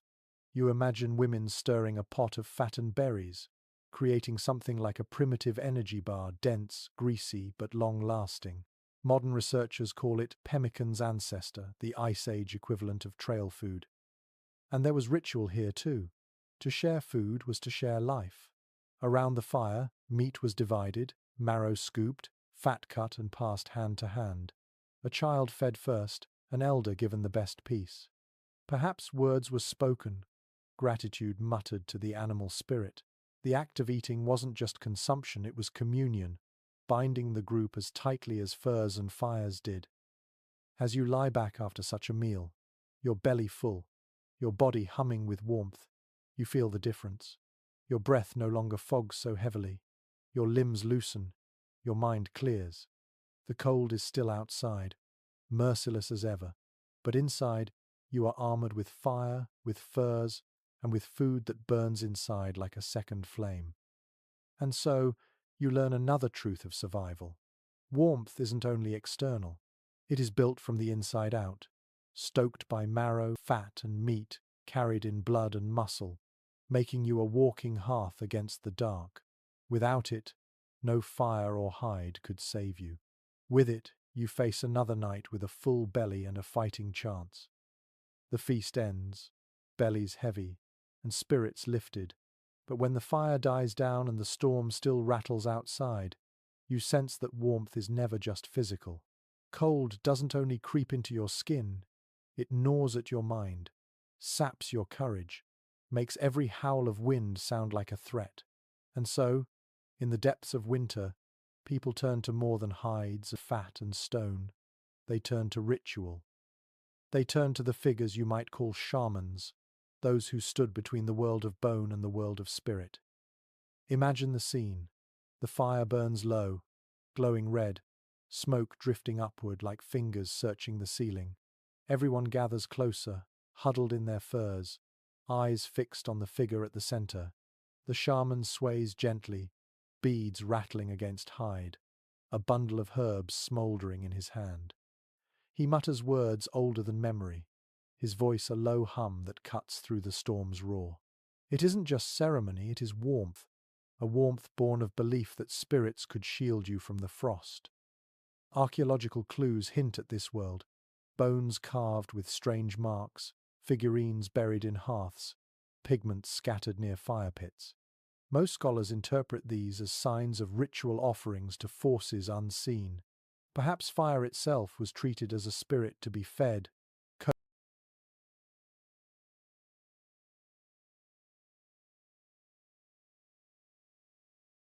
coaxed, even appeased. If the flames burned high, the group felt safe. If they sputtered, dread crept in. Ritual became another form of insulation, one for the heart and mind. The sensory atmosphere is vivid. The hut is thick with smoke, its haze swirling as the shaman fans the smouldering herbs. The smell is sharp, resinous, almost bitter, mixing with the greasy tang of roasted meat. Shadows leap wildly across tusks and hides, turning them into looming figures. Children press close to their mothers, watching with wide eyes as the shaman's chants rise and fall like waves.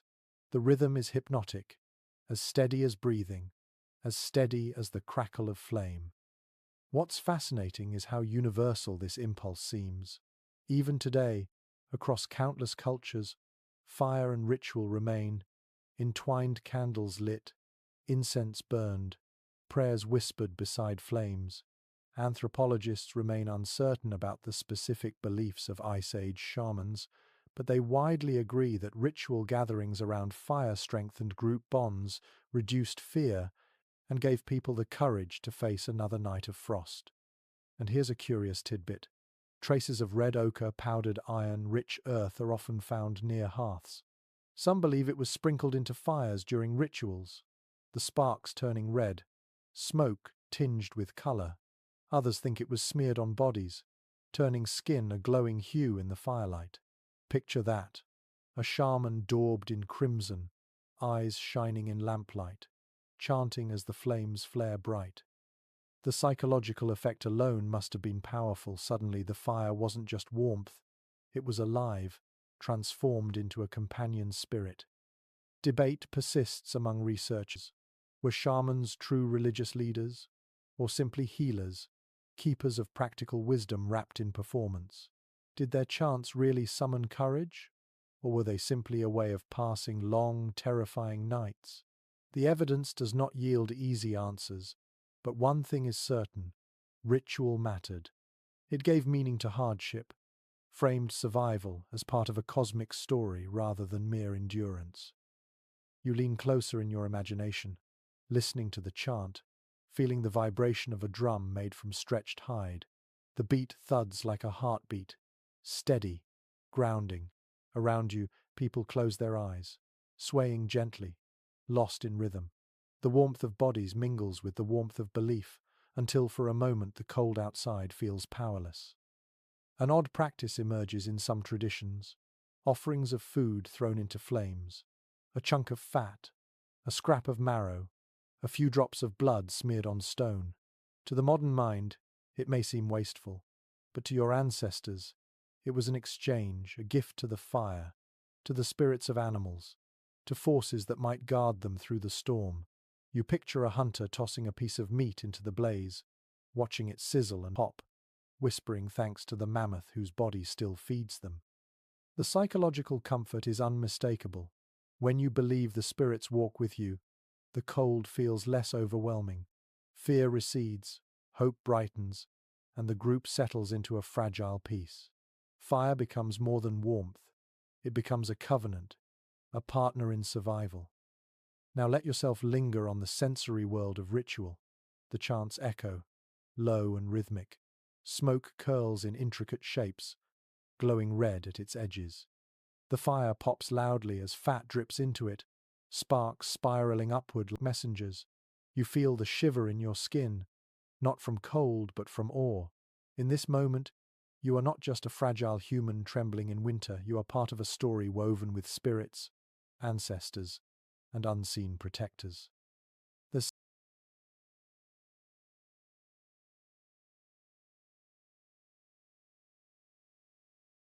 something deeply human here: the ability to take fear and transform it into ritual. Whether or not spirits were listening hardly mattered. What mattered was the comfort that spread through the group, a warmth not measured in degrees but in trust, in faith, in shared rhythm. Without it, Nights might have been colder still. And so, as the ritual ends and the shaman's voice fades, you feel a quiet settling across the hut. People curl into their nests of fur once more, but the air has shifted. The storm still howls, the cold still presses, but inside, the group feels less fragile, more connected. The fire is fed not just by wood and fat, but by belief, by hope, by ritual care. You close your eyes, the faint hum of chants still in your ears, and let sleep take you. For now the frost waits outside.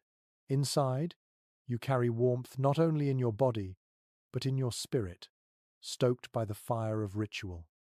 The ritual fades, leaving the hut in smoky stillness. But even as your eyes drift closed, the cold whispers outside like a predator waiting its turn. When dawn comes, hunger stirs again, and the hunters prepare to set out.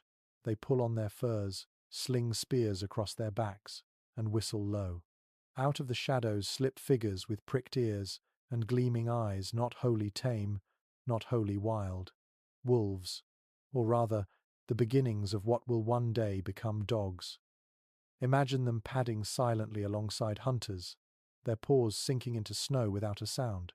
Their coats are thick, steaming faintly in the cold, and when they curl close at night, their bodies radiate heat like living blankets. They are companions in the making, though the bond is fragile, born from mutual need. Humans share scraps of meat, wolves share warmth and warning. Together, they face the brutal winter with sharper odds of survival. Archaeological remains suggest this partnership began tens of thousands of years ago, when humans and wolves crossed paths on hunting grounds. It is widely accepted that wolves were drawn to camps by the smell of meat and fire. Some may have lingered, tolerated by people who realized their presence kept other predators at bay. Slowly, generation by generation, those wolves grew less wary, their pups raised nearer the hearth. And somewhere in that long winter dialogue, trust took root. You picture it now, a fire ring glowing in the night, children laughing as a wolf pup gnaws on a bone, elders watching warily but allowing it. Hunters notice the animal's keen senses, ears twitching at sounds beyond human hearing, noses alerting them to prey or danger. The wolves gain scraps of fat and marrow, the humans gain early warning and extra warmth. The exchange is unequal, yet perfect. Survival for both. Specialists still disagree on the exact path of domestication. Was it humans who actively captured and raised wolf pups, or wolves who self-selected by choosing to linger near camps? The debate continues, evidence pointing both ways. What is certain is that winter made the bond necessary. In the frozen silence, you needed allies, even those with sharp teeth. Now close your eyes and feel it. A heavy body curled against your legs, its fur coarse but warm, its breath steady. You reach down, fingers sinking into its thick coat, feeling heat seep into your skin. The wolf stirs, shifts, then settles again, a living stone against the cold. You exhale, grateful. Even without fire, this animal carries warmth you could not conjure alone. One curious detail emerges from ancient burials. Humans and dogs sometimes interred together, suggesting the bond was more than convenience. Was it affection? Respect? Ritual? You imagine an elder stroking the muzzle of a faithful animal before the last hunt, whispering words as if to a friend. The line between ally and kin blurred in those nights, when survival was shared breath by breath. There's also the matter of hunting. Picture a group moving silently through snow, wolves darting ahead, noses low, ears flicking. They find reindeer trails long before human eyes can. Their barks and growls herd animals toward ambush points, their speed and endurance turning the chase into a dance of cooperation. The kill feeds both species. The warmth of shared meat becomes another fire between them. A quirky possibility. Some groups may have even lain down with their dogs inside nests of hides, using them as extra insulation. You can almost smell it, the sharp, musky scent of fur mixed with human sweat. Not pleasant, but life-saving. Children wrap their arms around dogs like living pillows. elders rested feet against furry bodies. In the hush of the storm, those animals were not pests, they were survival partners. Anthropologists often marvel at this bond, pointing out that no other large predator forged such a partnership with humans. It is one of the most remarkable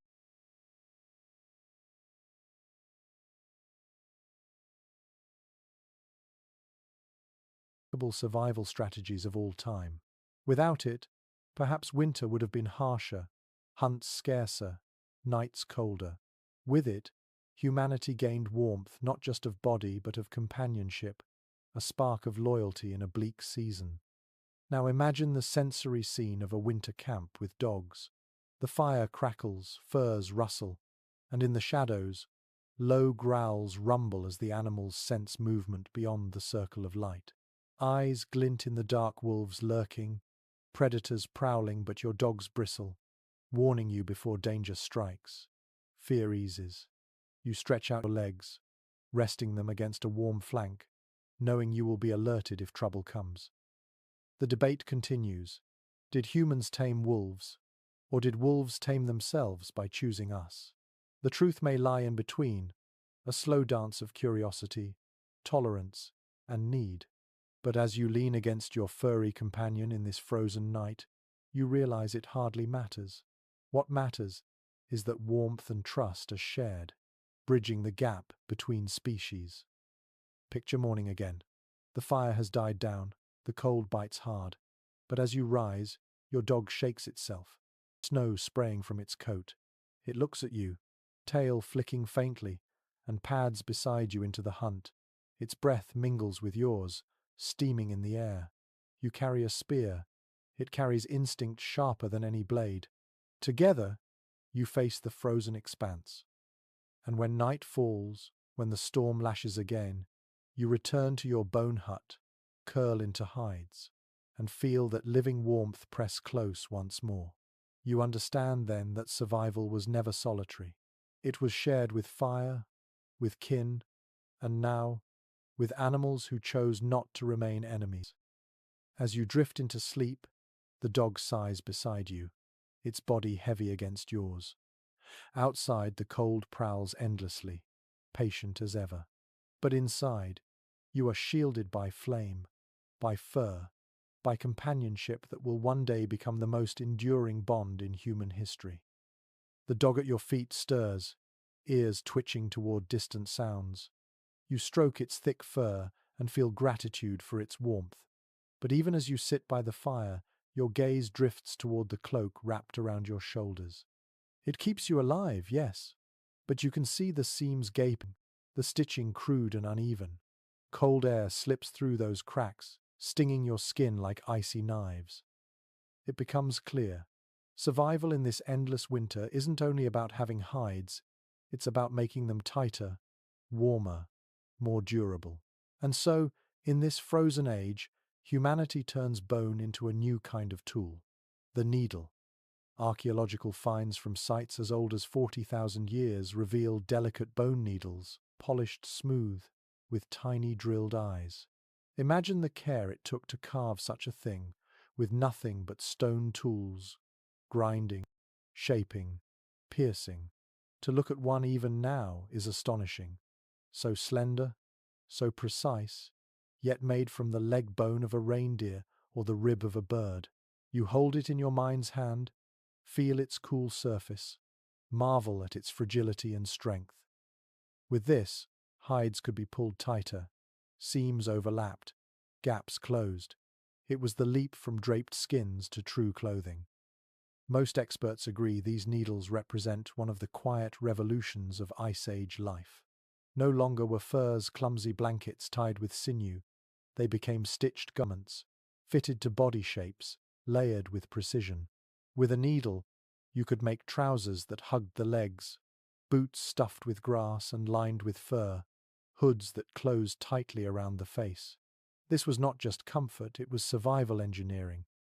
Picture yourself crouched by firelight, a needle between your fingers, threading sinew through the eye. The thread itself is tough and wiry, twisted from tendons stripped and dried, slippery but strong. You pull it through a hole punched in hide, tugging until the seam closes. The sound is faint but distinct, a soft squeak as sinew slides through leather. Stitch by stitch, you transform loose hides into armor against the cold. And here lies one of the more fascinating questions. Did women become the first true tailors of humanity?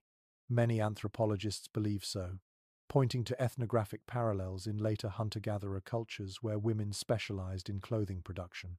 If true, it means that the act of sewing was not only a craft, but a gendered survival role, one as critical as hunting mammoths. Specialists continue to debate this point, but the notion lingers every garment in the Ice Age may have been a mother's, sister's, or daughter's labor of love. The sensory world of sewing is surprisingly vivid. You feel the slickness of sinew thread between your fingers, the prick of bone needle against your skin, the smell of hide warmed by the fire as you soften it in your lap. Your shoulders ache from hunching over, your eyes blur in smoky lamplight, but slowly, the garment takes shape. At last you lift it, a tunic stitched closed, tight enough to trap heat, flexible enough to move.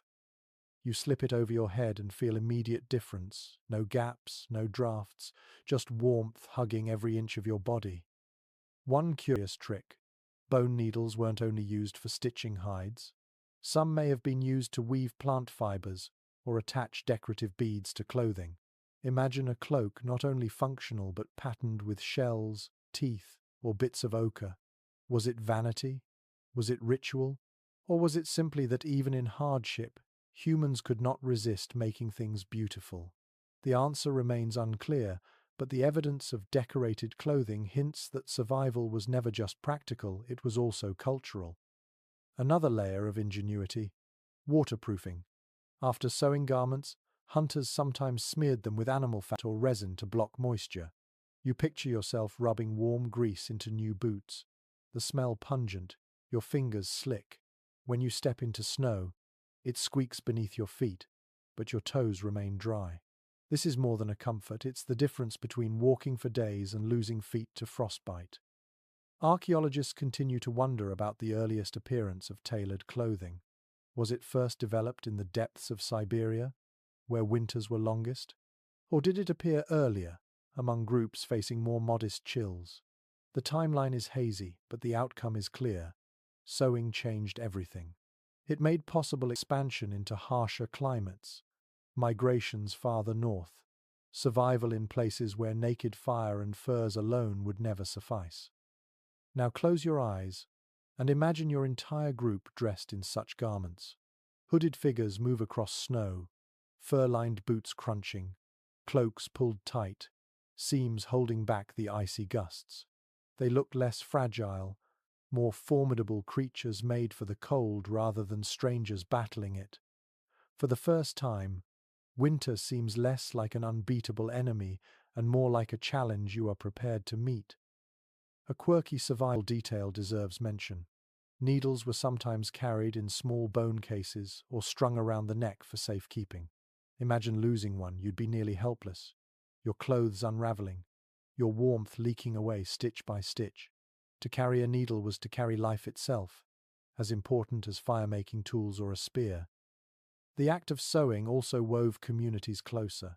Gatherings around the hearth weren't only for eating or storytelling, they were for working hides into clothing. One person cut patterns, another stitched, another softened leather with a scraper. Laughter rose, children watched, stories passed along while garments grew. The social warmth of shared labor was as real as the physical warmth of finished clothes. Think, too, of the symbolic weight: a child's first garment, stitched by a mother's hand; a hunter's new boots, gifted before a journey; a cloak adorned with beads marking status or strength. Clothing was more than survival.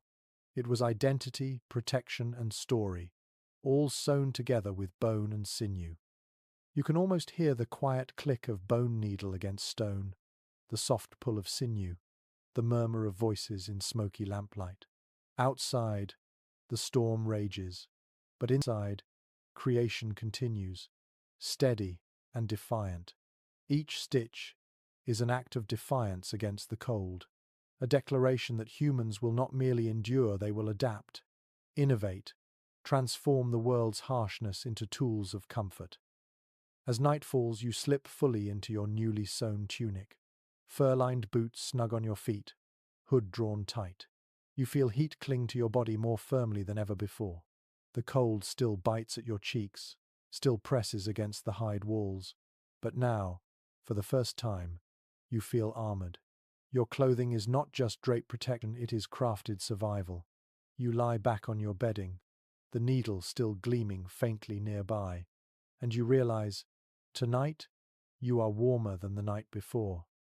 And so the lesson lingers. Fire warms you from outside. Fat warms you from within. But clothing stitched with bone and sinew becomes your second skin, your constant shield. It is the quiet revolution of the Ice Age, the one that allowed your ancestors to walk farther, live longer, and face the fiercest winters without freezing to death. The bone needle rests beside you, its tip still faintly shining in the firelight. Your new boots squeak as you shift, snug and lined with grass, and you marvel at how much warmer you feel compared to nights before. Yet even with clothing and fire, the Ice Age demands another kind of wisdom, knowing when to stay and when to move. No shelter lasts forever. No valley remains gentle for long. The people of your band survive not by stubbornly holding one place, but by learning a rhythm with the land itself. Archaeological evidence reveals patterns of seasonal movement, traces of camps built and abandoned, caves smoked black for only part of the year. Most experts agree that humans rotated their shelters according to the seasons, returning to caves in the bitter months, then spreading out to lighter huts or open-air camps in the warmth of summer. Imagine it now.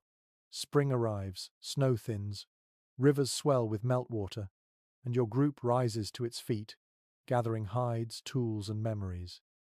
The cave is left behind, its soot and bones silent witnesses until you return again with the frost. The cycle makes sense. Winters in caves or bone huts gave insulation, protection from wind, and proximity to stored food. Summers allowed freedom, mobility, lighter shelters of wood and hide. This rhythm is like a heartbeat, thumping steadily year after year. Migrate, return, depart, come back. In this way, your people avoided exhausting the resources of one place, while always keeping a refuge waiting when the cold struck hardest. Close your eyes and picture the departure. The hearth is allowed to cool, ashes scattered, a few glowing coals tucked carefully into pouches for the journey. Children tug on smaller cloaks, dogs circle with excitement, hunters sling spears and packs. You glance back at the cave one last time, the walls dark with smoke, the floor etched with footprints, the roof dripping from melted frost. Then you turn away, following the river's path towards summer lands. Specialists still debate how far these seasonal moves stretched. Some argue they were modest shifts, valleys to plains, hills to riversides. Others propose longer migrations, dozens or hundreds of miles across steppe and tundra. The truth is probably both. Some groups stayed close, others wandered far, depending on game and weather. The debate lingers, but the evidence agrees on one thing: people rarely stayed still. Movement was as natural as breathing. And here's a curious little detail. Certain shelters were recycled, returned to year after year. Excavations reveal layers of ash and stone tools stacked like the pages of a book, proof that families revisited the same spot across generations. Imagine that familiarity, arriving each winter to the same cave, recognizing soot stains, finding bones from meals long past. Survival wasn't only about the present, it was about memory, about knowing where warmth had always been found before. The sensory memory of these shelters clings to you. You recall the smoky sting of a particular cave, the scent of its stone walls damp with winter. You know exactly where the hearth belongs, which corner is driest, where the wind sneaks least. To return is to feel like a traveler coming home, even if home is only borrowed stone. That rhythm comforts you, the knowledge that the land itself holds places waiting for you. Now imagine summer. The hides are lighter, the days long. You build huts of wood and turf, open to breezes, smelling of grass. And Sunday, smoke drifts lazily rather than choking, fires burn smaller, meant for cooking rather than life or death warmth. Your body loosens, muscles relax, children run bare-armed across green meadows. In those months, warmth is easy, almost taken for granted. But in the back of your mind, you always know winter waits. You remember the cave, the nest of hides, the taste of marrow in the dark. You know you will return. One unusual habit discovered in some sites: caches of tools and food left behind, hidden in stone alcoves or pits, waiting for the next winter. Picture burying a pouch of dried meat, a bundle of flint, a precious needle case. Months later, when you return shivering in snow, you dig into the earth and find them waiting, a message from your past self to your future. That kind of planning shows just how deeply survival became intertwined with memory and foresight. Anthropologists continue to argue about the scale of planning. Were these seasonal cycles instinctive responses to immediate need, or deliberate strategies passed down through oral teaching? The evidence hints at both. Perhaps you didn't know exactly when winter would strike hardest, but you remembered stories. Last time, the river froze early. Last time, the herds came late. Those memories shaped choices, guiding your steps like invisible maps. Now focus on the sensory journey of migration again. The crunch of snow in winter becomes the squelch of thawed earth in spring, then the dry crackle of summer grass. Each season carries its own sounds, smells, textures. The cold hush of winter nights, the damp musk of thawing soil, the sweetness of berries crushed underfoot in summer. You move with these rhythms, adjusting clothing, shelter, and diet as naturally as you breathe. A quirky but believable practice. Summer camps may have been used to repair winter gear. Needles stitched lighter hides into new garments, resin smeared on boots, stones gathered to carry as future hearths. Warmth wasn't only enjoyed in summer, it was prepared, stored, and shaped for the coming freeze. Every bright day carried a shadow of winter's memory. This rhythm of seasonal life was more than practical. It shaped identity. You belonged not to a single house, but to a cycle of places: cave, hut, meadow, riverbank. Each had its season, its role, its warmth. You felt at home not in permanence, but in movement itself. Picture one evening in late autumn. The first sharp frost crackles on grass. Breath fogs in air once warm, and the band gathers. Eyes turn northward toward the cave, voices murmuring about stores left months ago. Children are hushed, hunters tighten belts, elders nod knowingly. The decision is made. It is time to go back. And so you walk, carrying embers, hides, and memory, retracing steps etched into generations. By the time you arrive, snow is falling again. The cave yawns open, dark and familiar.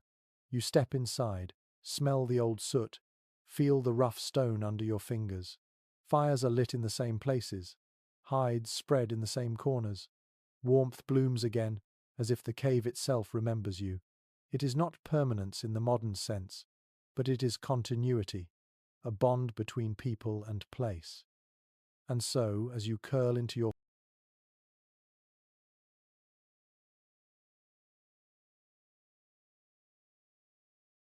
furs once more, you understand another truth of survival. Warmth comes not only from fire or clothing, but from rhythm, from knowing when to move and when to return. Winter is not an enemy to fight blindly. It is a season to be danced with, step by step, shelter by shelter, year by year. You settle once more in the familiar cave, its walls blackened from countless winters of smoke. The fire snaps and spits, illuminating your cloak, now thicker and tighter thanks to bone needle stitches. For a moment, you feel satisfied warmth has been won. But then you notice something strange. A hunter enters the cave, his cloak, not plain brown hide, but streaked in swaths of red pigment. The ochre stains the fur like blood and fire intermingled. You blink, uncertain whether this is mere decoration or something deeper. In the Ice Age, Warmth was never only about practicality. It was also about beauty, about meaning, about turning survival gear into symbols. Archaeological sites across Eurasia reveal hides and tools smeared with ochre, beads stitched into clothing, and cloaks adorned with shells and teeth. It is widely accepted that people didn't simply wear furs, they embellished them. Picture a tunic painted with swirling ochre lines, shimmering in firelight like flowing flames. Perhaps the paint offered ritual power, perhaps it scared enemies, or perhaps it was simply the eternal human desire to decorate, even in the harshest of times. You imagine yourself running your fingers along a fur cloak, stiffened by pigment, feeling the grit of red powder against your skin. The color is vivid, almost alive, glowing in the fire's flicker. It transforms a simple garment into something fierce, a statement against the grey monotony of snow. Scholars still disagree on the purpose. Was it insulation, symbolism, or both? Pigment could have added slight waterproofing, thickening hides, but it also clearly carried aesthetic and spiritual weight. The sensory details are rich. The smell of crushed ochre is earthy, metallic, sharp in your nostrils. Mixed with animal fat, it becomes a sticky paste, smeared across seams or painted in patterns. When dry, it flakes onto your hands, leaving smudges of red that cling like scars. Children giggle as they press their palms into the powder, leaving prints on walls and furs. The firelight makes these marks glow, turning hides into living art. One curious little practice might have been this. Furs decorated with beads or shells rattled as you moved, announcing your presence. Imagine hunters moving through snow, cloaks whispering with the sound of shells clicking. It might seem impractical, but perhaps it carried meaning, announcing identity, marking belonging, or signaling in ritual dances. Beauty, after all, often coexists with inconvenience. Experts remain divided on how widespread clothing decoration was. Some argue it was rare, reserved for ritual leaders or special occasions. Others suggest it was surprisingly common, that even in the bitterest cold, humans insisted on color and pattern. The debate lingers, but the evidence of ochre and beads stitched into hides cannot be ignored. Survival alone was never enough. People wanted to feel more than warm, they wanted to feel alive. Now picture the moment of donning such a cloak. You slip it over your shoulders, and instantly you feel heavier, warmer, but also transformed. The paint makes you smell faintly of iron and fat. The beads clink softly as you walk. Children stare, wide-eyed. You catch your reflection in a patch of ice, red streaks glowing against white snow. Suddenly, you are not just surviving. You are declaring, I am here, I endure, I am more than frost's prisoner. A quirky tidbit from ethnographic parallels. Some hunter-gatherer groups used decoration to invite animal spirits. Wearing red pigment might honor the blood of a reindeer, or shells might echo the flowing rivers where fish were caught. Perhaps Ice Age humans did the same. You can almost hear an elder explaining, wear the color of the hunt and the herds will find you. Wear the bones of the mouth and its spirit will walk beside you. The sensory power of decorated hides extends to gatherings. Picture a midwinter night, the storm raging outside, the fire roaring inside. Dozens gather, cloaks painted, beads glimmering, faces daubed in ochre, drums made of stretched hide thud, feet stomp, voices rise. The flickering firelight turns pigments into flames dancing on fur, transforms a freezing cave into a place of power and beauty. Warmth is no longer just physical, it is cultural, spiritual, psychological. There's another angle too. Identity. Decoration marks you as part of the group. In the vast whiteness of the Ice Age, where strangers meant danger, seeing familiar patterns must have reassured. The red streaks on a cloak weren't random, they told you who someone was, who they belonged to. In this sense, decorated clothing was warmth of another kind, social insulation against isolation. Close your eyes and imagine wearing one yourself. The hide presses against your shoulders, heavy but snug. The ochre smell clings to your nose, strong and earthy. As you move, beads jingle faintly, the sound echoing against the stone walls. You sit by the fire, watch the flames catch red streaks in your cloak, and you feel both warmer and prouder. It is not only the fire keeping you alive, it is the meaning stitched and painted into your very clothing.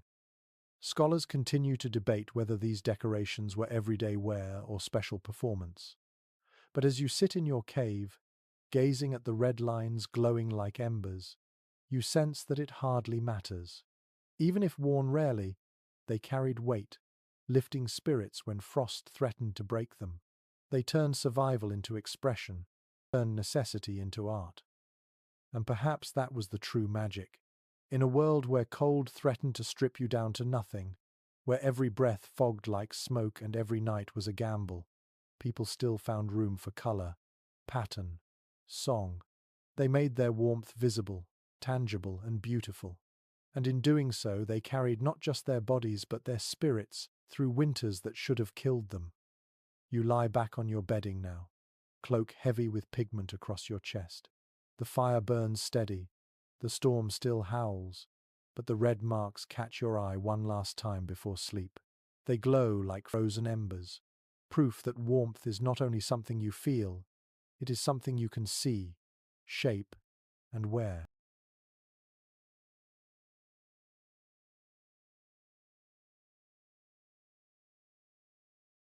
You close your eyes, soothed not only by heat but by beauty, and drift into dreams painted in red.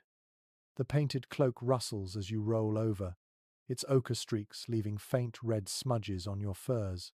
Outside, the storm begins to ease, but the bitter cold lingers, pressing against the cave mouth like a watchful predator. You listen to the crackle of fire, the muffled breaths of your companions, and then you hear something softer still, a child's whimper.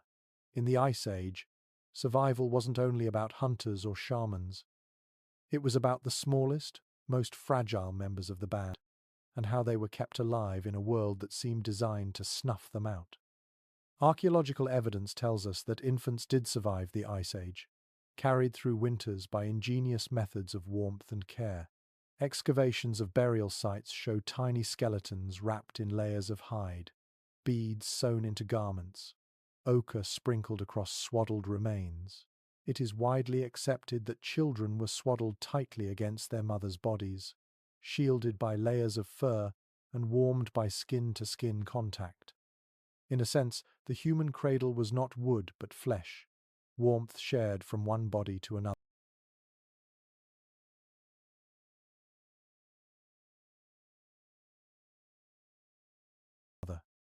Imagine it now.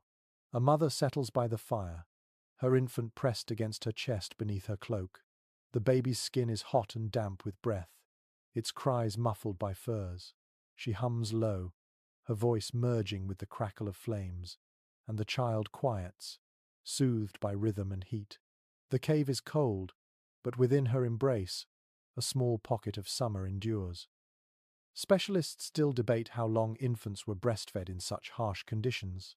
Some argue that extended nursing, even up to 4 or 5 years, was common because it provided both nourishment and warmth. Others suggest shorter periods supplemented by mashed marrow or softened roots. The truth remains uncertain, but the principle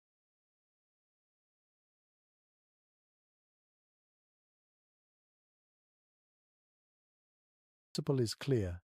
Children were kept alive not by chance, but by deliberate strategies of warmth, nourishment, and closeness.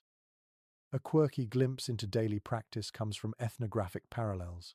In some Arctic cultures, babies were placed inside specially sewn fur bags, like primitive sleeping sacks, lined with grass that could be replaced when soiled.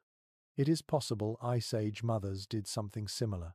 You can almost feel it, the softness of fur against tiny skin, the rustle of dried grass beneath, the heat trapped in a snug cocoon. Practical, warm, and surprisingly hygienic. The sensory world of childhood in the Ice Age was intense. A child opened its eyes to darkness flickering with firelight, breathed air heavy with smoke, pressed its face against fur that smelled of musk and grease. Small fingers grasped sinew threads, tugged at beads, smeared ochre across cheeks. Survival lessons began almost before speech, watching adults scrape hides, listening to stories murmured in fire's glow, learning by touch and sound long before words carried meaning. And childhood itself was short. By the age of 6 or 7, many children were already expected to help gather wood, carrying embers, fetching snow to melt into water. You picture a small figure bundled in oversized furs, trudging clumsily through drifts, arms full of sticks. Their cheeks burn red with frost, but their smile is fierce, proud to contribute to the hearth's survival. Scholars still question what mortality rates were in such times. Evidence suggests many children did not live past infancy, but those who survived grew resilient quickly. They learned that warmth wasn't a given but a skill. A child's first lessons weren't numbers or letters, but how to tie a cloak tighter, how to huddle in the nest, how to hold a coal without burning fingers. Survival was the curriculum, taught by every elder, every night, every storm. Now close your eyes and imagine the sounds of an ice-age childhood. Laughter, shrill and bright, echoing in a stone cave. The sharp crack of a stick dropped into fire, followed by delighted giggles at the sparks. The patter of tiny feet on frozen ground as children chase one another in play, their voices cutting through the monotone hush of snow. Even here, in the teeth of winter, play survived, carrying warmth of its own. One unusual find: carved figurines shaped like animals, small enough to fit in a child's hand. Were they toys? Charms? Training tools? The answer is uncertain, but you can imagine a child clutching a mammoth figurine as they fall asleep, believing it will protect them from frost. Warmth wasn't only physical, it was emotional, stitched into stories and objects that soothed fears. The psychological burden on parents was immense. Every night was a calculation. Is the baby warm enough? Is the fire steady? Is the cloak thick? You imagine mothers tucking embers beneath stones to keep them alive, fathers repairing cloaks while humming softly, siblings curled protectively around little ones. Each act was small, but together they created the fragile cocoon in which children survived. And yet, fragility never fully vanished. There must have been nights when the fire died, when the cold seeped too deep, when cries fell silent. Archaeologists find graves of children buried with beads and ochre, proof of loss carried with love. Even in grief, warmth was offered, the earth padded with fur, ochre sprinkled like sunlight on frozen skin.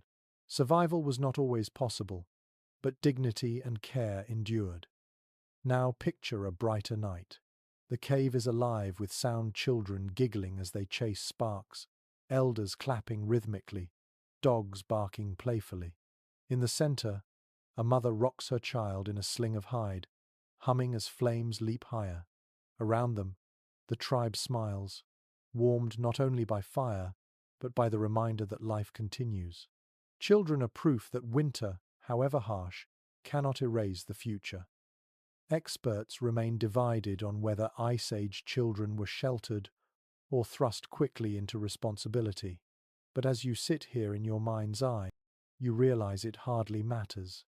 Either way, they learned survival from birth, warmth, not only as a need, but as a way of being. And in turn, their presence gave adults reason to endure. To keep a child alive in this world was to defy the cold itself. The sensory image lingers. A baby nestled against fur, breath fogging the air, fingers clutching a bead necklace, eyes closing to fire's glow. It is the smallest flame of all the fragile warmth of childhood, yet it is perhaps the most powerful, for without it, the story of humanity would have ended in those frozen caves. As you finally pull your furs tighter, drifting towards sleep, you hear a child's laugh ripple through the smoky air. It is thin, bright, fragile as a coal, but it glows, reminding you that even in the harshest winters, warmth was always passed forward, from elder to parent to child, from body to body, from generation to generation. The child's laughter fades into the crackle of fire, and soon the cave settles into its steady rhythm of breath and warmth. Yet even in such moments of safety, danger lurks nearby. The Ice Age world teemed with predators, saber-toothed cats, cave lions, dire wolves, each more than capable of turning humans into prey. The cold itself was merciless, but those beasts of the dark made survival even more precarious. To endure them, people needed not only fire and furs but barriers of another kind, circles of protection, glowing boundaries that turned chaos into sanctuary. Archaeologists have uncovered fire pits arranged in multiple rings, suggesting not just a single hearth but a perimeter of flames. Imagine standing in the open tundra, the horizon vanishing into black night, when suddenly you hear the roar of a lion carried by the wind. Fear coils in your stomach, but you don't flee, you build. You and your companions scatter embers, strike sparks, feed logs, until a chain of fires surrounds the camp. The darkness retreats, the circle glows, and the predators pace just beyond the light, their eyes gleaming like fallen stars. Most researchers agree that fire circles played dual roles, warmth and defense. Flames kept frostbite at bay, but they also kept hungry beasts cautious. A lone fire could be skirted. A ring of them formed a barrier of light and smoke. You can almost see it now. Dozens of flames dancing in the snow, sparks rising like prayers, the band huddled within, children watching shadows move beyond but never cross. The sensory world of such a night is rich.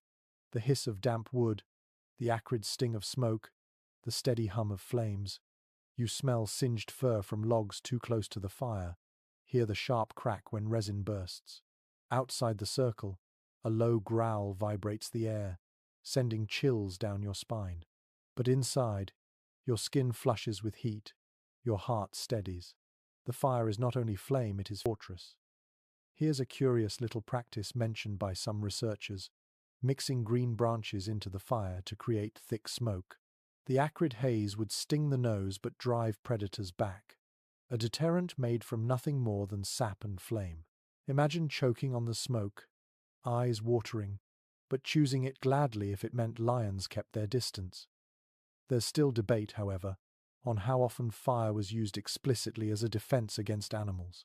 Some specialists argue the evidence for fire circles is more symbolic than practical, perhaps used in ritual rather than nightly defense.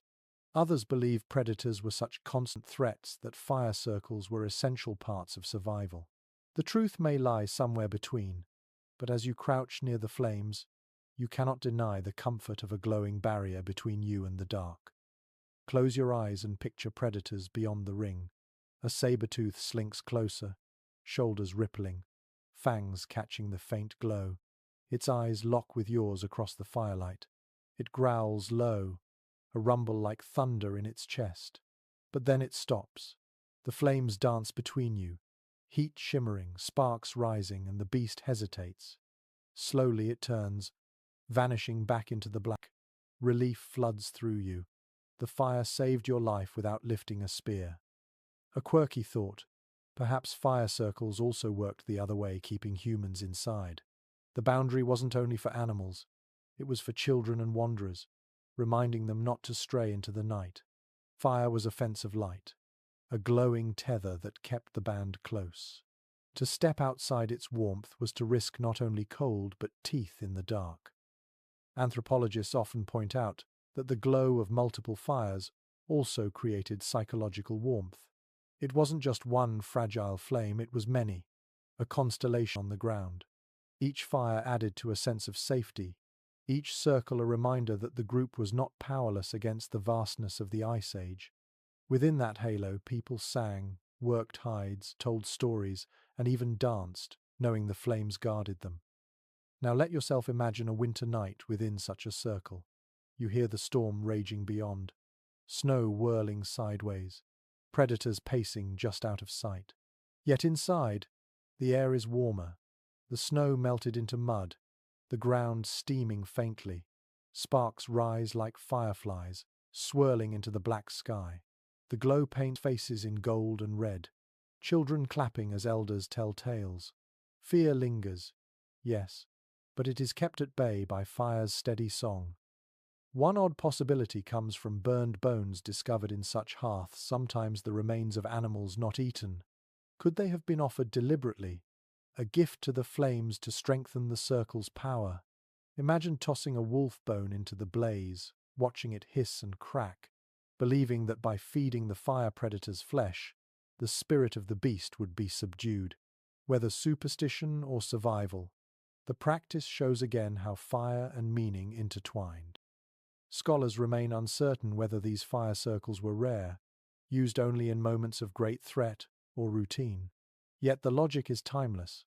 Light creates safety. Even now, we light lamps at night, streetlights glowing against darkness. The instinct is old, older than memory. In the Ice Age, it was not only instinct, but survival. As the fire circle burns, you feel your body relax despite the growls in the distance. You stretch your legs, feel warmth seep through your hides, watch children drift into slumber. The flames blur your vision,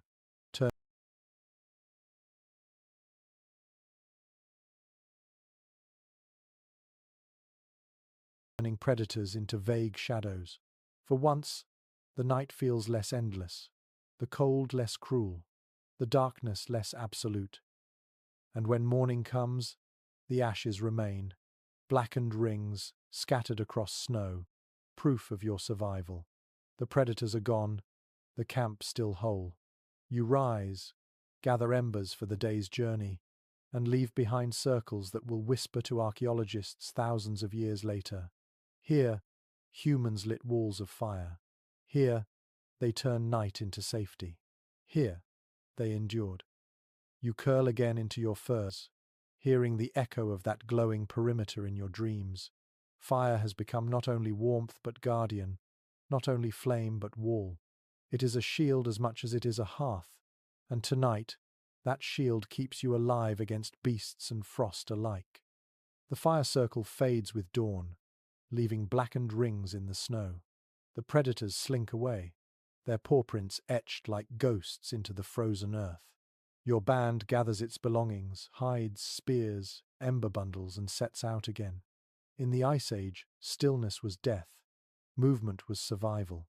But travel in brutal winter meant braving open plains where wind whipped endlessly and the sky pressed low like a ceiling of ice. Out there, you could not always carry heavy logs or stones. You needed something lighter, something you could throw together quickly when the snow turned vicious.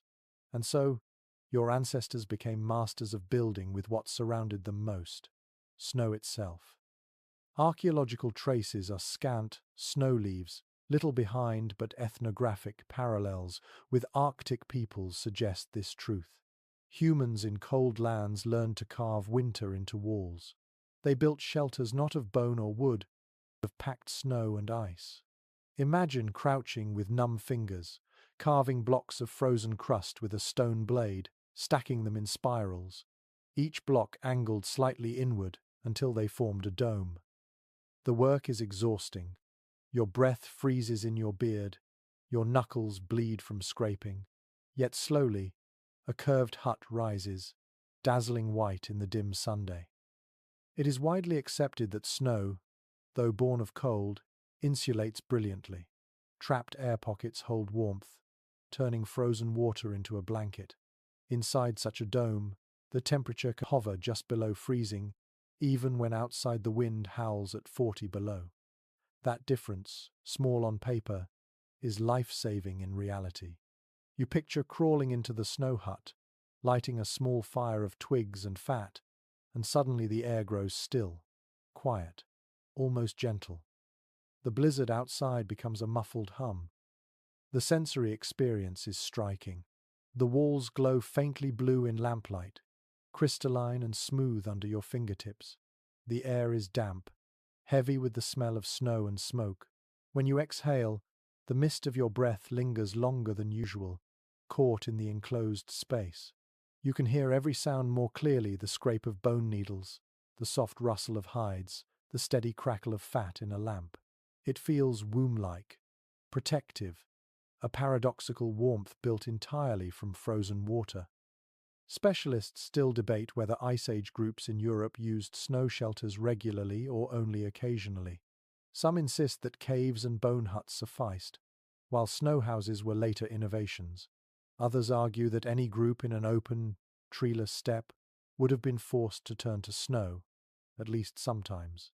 The truth remains hazy, but logic suggests when the world gives you nothing but snow, you learn to turn snow into walls. A quirky tidbit worth imagining. The first attempts at snow shelters probably collapsed often, burying people in drifts. Trial and error must have taught lessons quickly. Angle blocks inward, smooth seams with slush, cut an entrance low to keep warm air from escaping. You can almost hear the curses, the laughter, the shouts when a wall caves in, followed by the determination to rebuild, this time stronger. Now close your eyes and imagine stepping into such a dome. The wind ceases instantly, the roar replaced by silence so profound you hear your own heartbeat. The walls glow dimly with reflected firelight, shimmering like glass. You sit on hides spread across packed snow, your body sinking slightly, the cold pressing from beneath but dulled by fur. The air grows warmer with every breath, every body adding heat to the small chamber. Soon, frost melts and drips from the ceiling, tiny droplets pattering onto your cloak. You laugh softly, it is still freezing, yet compared to the storm outside, it feels like a sanctuary. The psychological relief is immense. In the endless openness of the steppe, where the sky feels crushing and wind endless, a snow hut creates intimacy, closeness, boundaries. It turns chaos into a room. Within those walls you can rest, tell stories, even dream without the constant gnaw of wind in your ears. Anthropologists often argue about how widespread snow construction was in the Ice Age. Some claim it was a clever adaptation limited to certain bands, while others believe it was a universal skill for people living on open tundra. Either way, the principle is timeless. Humans adapt the very substance that threatens them. Cold is turned against itself. You picture hunters trudging across a plain at dusk, the storm rising. They stop, glance at one another, and without words begin carving snow. Blades slice, blocks stack. Children fetch handfuls of slush to smooth seams. Within an hour, a dome rises, glowing against the storm. They crawl inside, one by one, laughter and chatter muffled as the last block seals the roof. Outside, the wind screams. Inside, the group is cocooned. Warmth blooms slowly, fragile yet real. A curious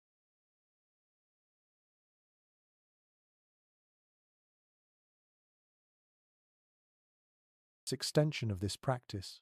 Some snow shelters may have been temporary, built for hunting expeditions rather than entire families. Picture two hunters lying in a narrow snow tunnel, waiting for reindeer to pass, their breath fogging the air, their cloaks pressed tight. They rest in silence, hidden by the very landscape they use for warmth. Survival and strategy fuse in a single invention. Another odd thought: smoke vents. Too much fire inside would suffocate the group, so tiny holes had to be carved in the dome to let fumes escape. Imagine poking a hole with a spear, watching smoke coil upward, smelling the acrid tang lessen. The balance between fire and suffocation was delicate, one misstep, and warmth became poison. Now lean into the sensory stillness again. Inside the dome, the storm's voice is muted, transformed into a distant whisper. Children's laughter bounces oddly off curved walls, creating echoes. Drops of meltwater tap rhythmically, like a slow drum. You stretch out on furs, the snow beneath surprisingly solid, not biting. Your cloak clings warmly. Your face flushes from the steady glow of a fat lamp. For the first time all day, you feel not hunted, not exposed, but hidden, cradled, at peace. Experts remain intrigued by this paradox. Snow huts are cold, yet they preserve warmth. They are fragile, yet they endure storms. They melt in sun, yet they save lives in frost. Perhaps this contradiction was part of their magic. a reminder that survival often comes from embracing rather than resisting the world's harshness. As the night deepens, you drift into sleep inside your glowing dome. The walls shimmer faintly, reflecting firelight like frozen stars. Outside, snow piles higher. The wind claws at your shelter, but you are untouched. You close your eyes, warmed by the irony that the cold itself has become your shield. And when dawn comes, the hut still stands. You crawl out into blinding white, breath catching at the sight of sunlit snow stretching endlessly. Behind you, the dome collapses with a muffled sigh, erasing your presence. No ruins remain, no bones, no soot, only memory. Perhaps that is why archaeologists find so little. Snow shelters leave nothing but whispers. You shoulder your pack, adjust your furs, and move on. The world is still merciless, but you carry with you the knowledge that even the fiercest enemy can be turned into ally. In the Ice Age, warmth could be carved from frost itself, shaped into walls, and lived within. The snow dome melts away in memory as you trudge across the endless plain. The air is crisp, painfully sharp in your lungs, each breath a blade. Your cloak is heavy, your boots damp with frost. And though the fire last night saved you, daylight brings its own trial, wind that cuts without mercy. No shelter can move with you on the march. No hut of bone or snow follows your steps. Out here, warmth must be worn, layered, and cleverly managed. The true survival trick of the Ice Age was not just building shelters, but learning the art of dressing in layers, creating insulation with every scrap of hide and hair. Archaeological finds confirm this ingenuity.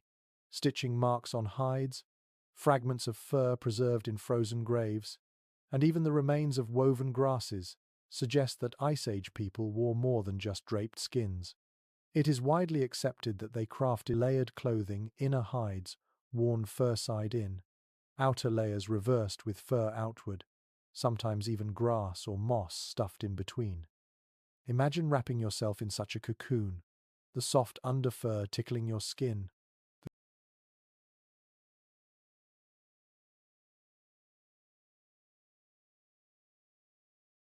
the coarse outer hair breaking the wind, the grass padding rustling faintly as you walk.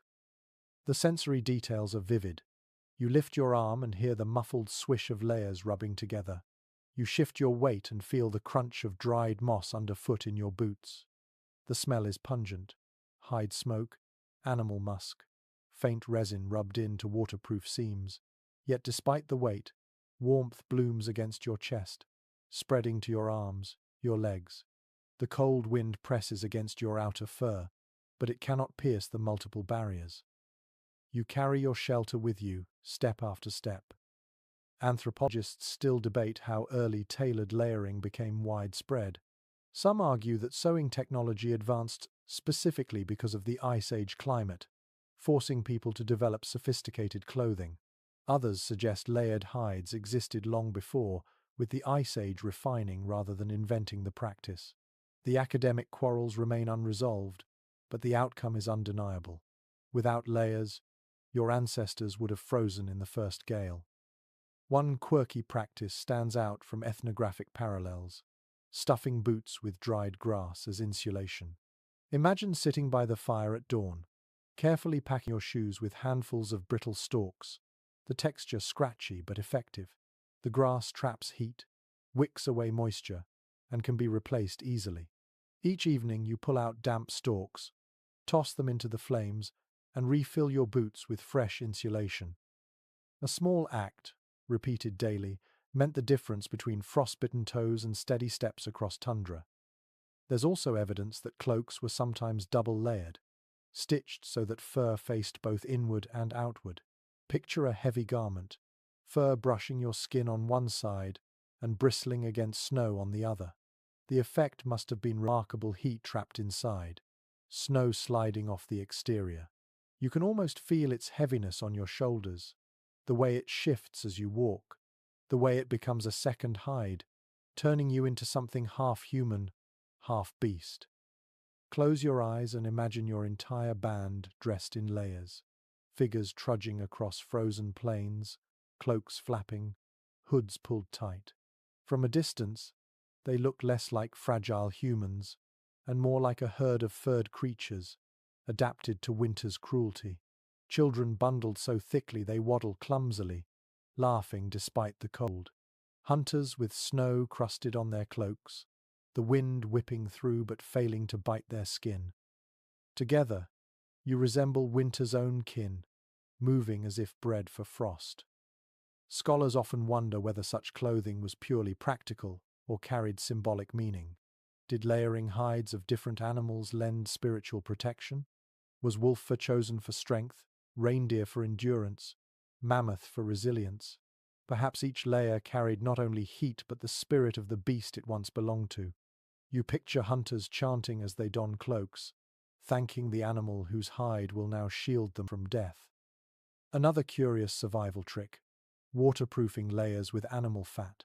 Hunters smeared cloaks until they gleamed, creating greasy shields against snow. The smell must have been overpowering, rancid, smoky, but it kept dampness out. You imagine trudging through sleet, fat glistening on your cloak, droplets rolling away instead of soaking through. Discomfort turned to protection, yet another lesson in accepting unpleasantness for survival. The layering system extended even to sleep. At night, people piled cloaks and hides into shared nests, layering them over bodies like thick quilts. Children disappeared under heaps of fur, leaving only tufts of hair and sleepy eyes visible. Each layer added weight, but also warmth, pressing bodies together until the cold outside seemed less threatening. Experts remain divided on whether Ice Age layering represents the first true fashion or simply functional innovation. Some point to decorated cloaks as evidence of both warmth and identity. Others argue practicality dominated. Yet as you pull your layered hood tighter in your imagination, you realize the truth may be both. Warmth is survival, but survival becomes identity. To dress in layers of fur and grass is not just to endure it, is to declare, I belong to this land, I know its ways, I will not be defeated by it. Now focus on the sensory rhythm of daily dressing. Dawn comes, breath fogs, and you crouch by the embers, pulling stiff boots from the fire's edge. You stuff them with new grass, the stalks crackling, your fingers aching from cold. You tug on leggings stitched from hides, the fur brushing your calves, the seams creaking as sinew threads stretch. You throw your cloak over your shoulders, its weight pressing like a hug, and pull the hood down until only your eyes peer out. At last, you exhale, a plume of steam rising, and step into the snow. The cold bites at your face but fails to pierce the cocoon you've built. A quirky image lingers. Perhaps clothing was layered so thick that people waddled like penguins, their steps short and stiff. Children might have toppled into snowdrifts, giggling as parents hauled them upright. Even clumsiness was worth the trade, because warmth meant life. And when evening comes, you peel the layers off one by one, laying them near the fire. The outer fur steams, the smell of wet hide filling the cave. The inner layer is damp with sweat, clinging to your skin. You sigh with relief as warmth from the fire dries it, then redress once more, preparing for night. This cycle repeats endlessly. Layer, sweat, dry, relayer. Survival is not glamorous, but it is steady, reliable, practiced until it becomes second nature. As you lie down at last, cocooned in overlapping furs, you reflect on this truth. Shelters may collapse, fires may flicker, food may run thin, but so long as you carry your layers, you carry your warmth. The cold cannot strip it from you unless you let it. In the Ice Age, clothing was not accessory, it was armor.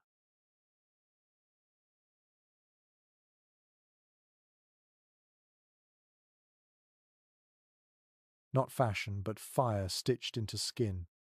You close your eyes, the rustle of layers muffled against your ears, and drift towards sleep. Outside, the wind still lashes the plains, relentless as ever.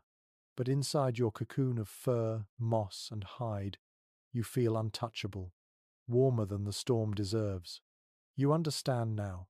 Your ancestors survived not by being stronger than the cold, but by being cleverer, by learning to wear warmth itself, one layer at a time.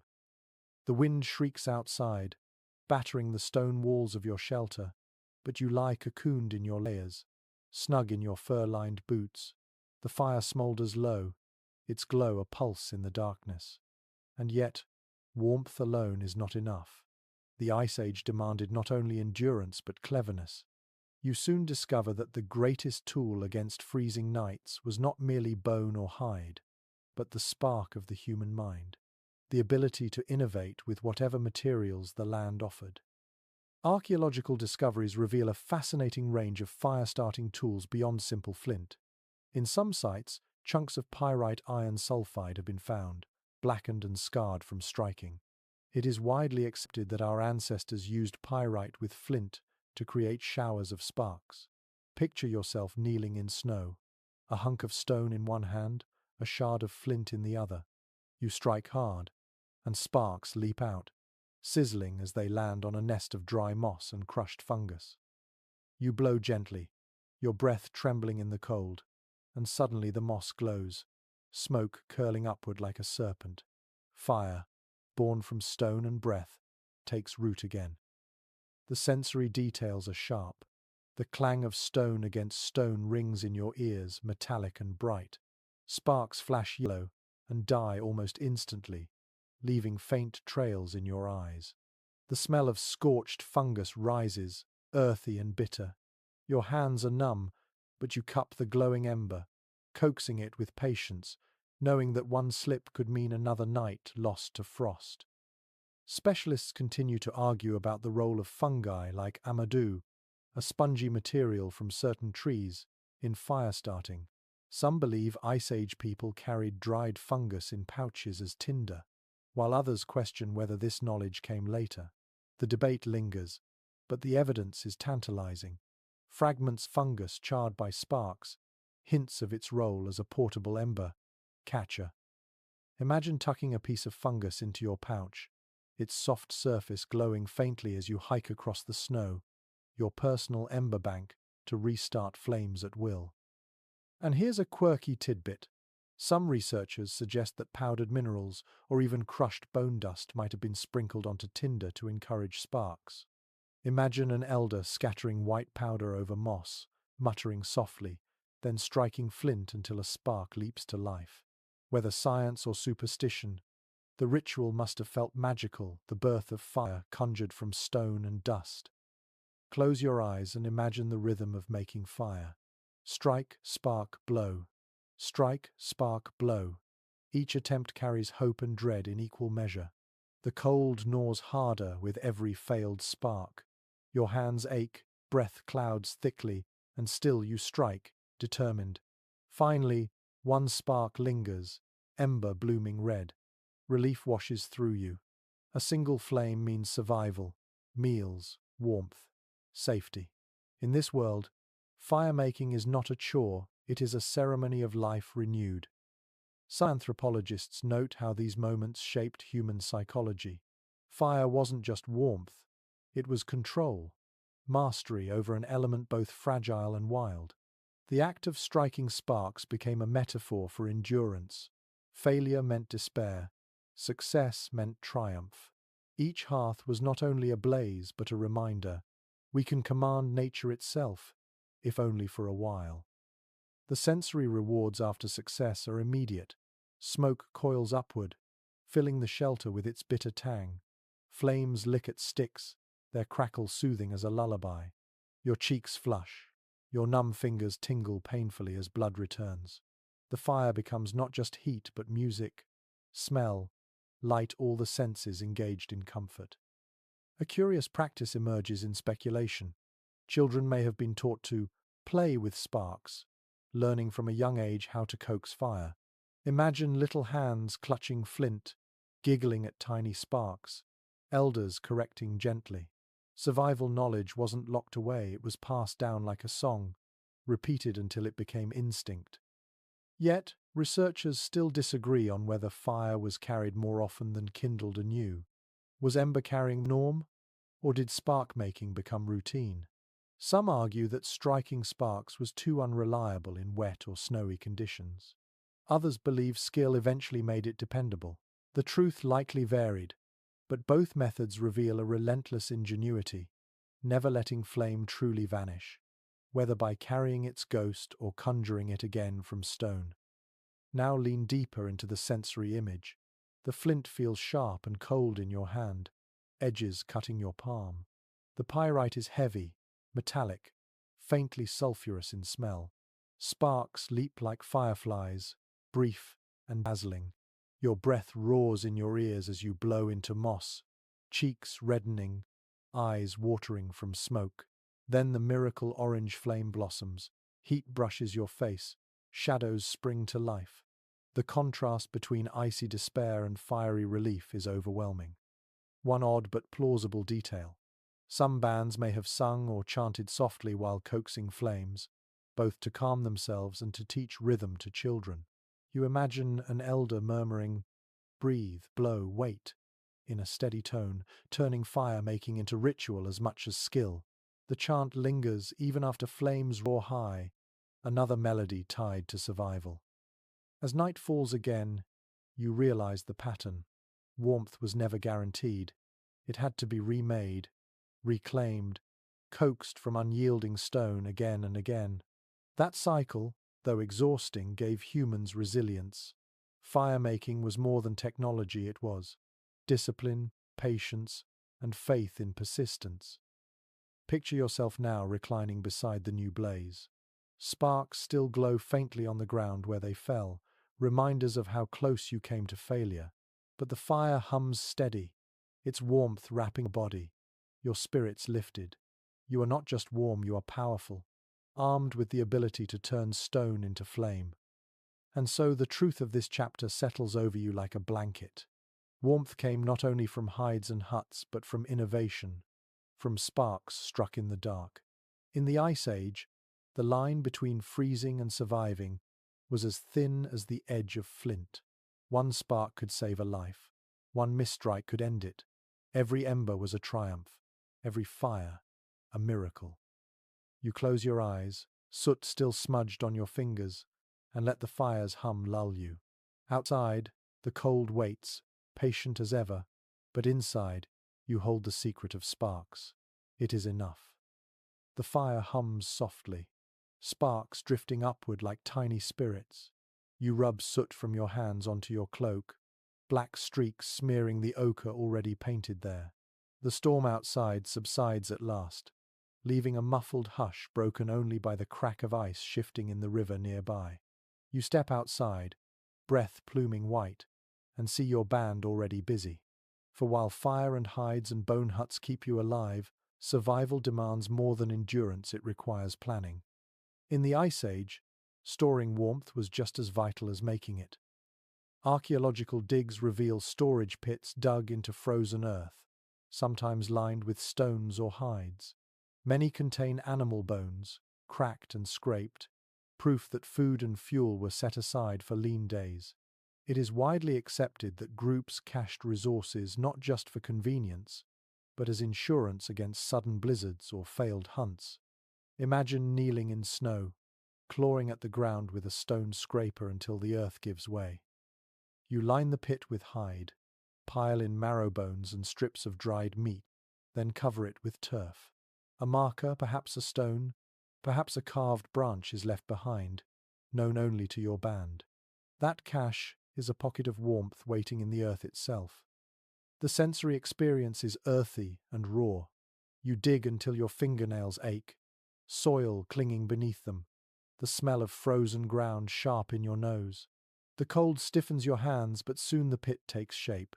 Meat is stacked inside, fat glistening, bones greasy to the touch.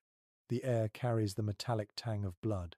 At last you pat the earth closed, hands pressing hard until the pit is sealed.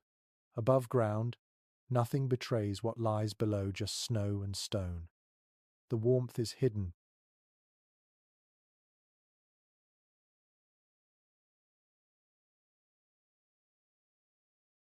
but you know it is there, waiting. Specialists still debate whether these caches were used mainly for food or also for fuel. Some argue that bundles of dried dung or moss were hidden alongside meat, kept safe from moisture for use as tinder. Others believe only food was stored, fuel gathered fresh. The truth remains elusive, but the principle is the same. Foresight meant warmth when the world turned cruel. One curious tidbit arises in certain ethnographic parallels. Some caches were communal, others secret. Perhaps one family buried meat in a hidden place, known only to them, a private insurance. Imagine the tension. If someone else discovered it, did they steal in desperation or respect the boundary? Survival created not only warmth, but questions of trust, ownership, and morality. Now picture returning to a cache in the depths of winter. The snow is thick, the wind bitter. Your band huddles, weary and hollow-eyed.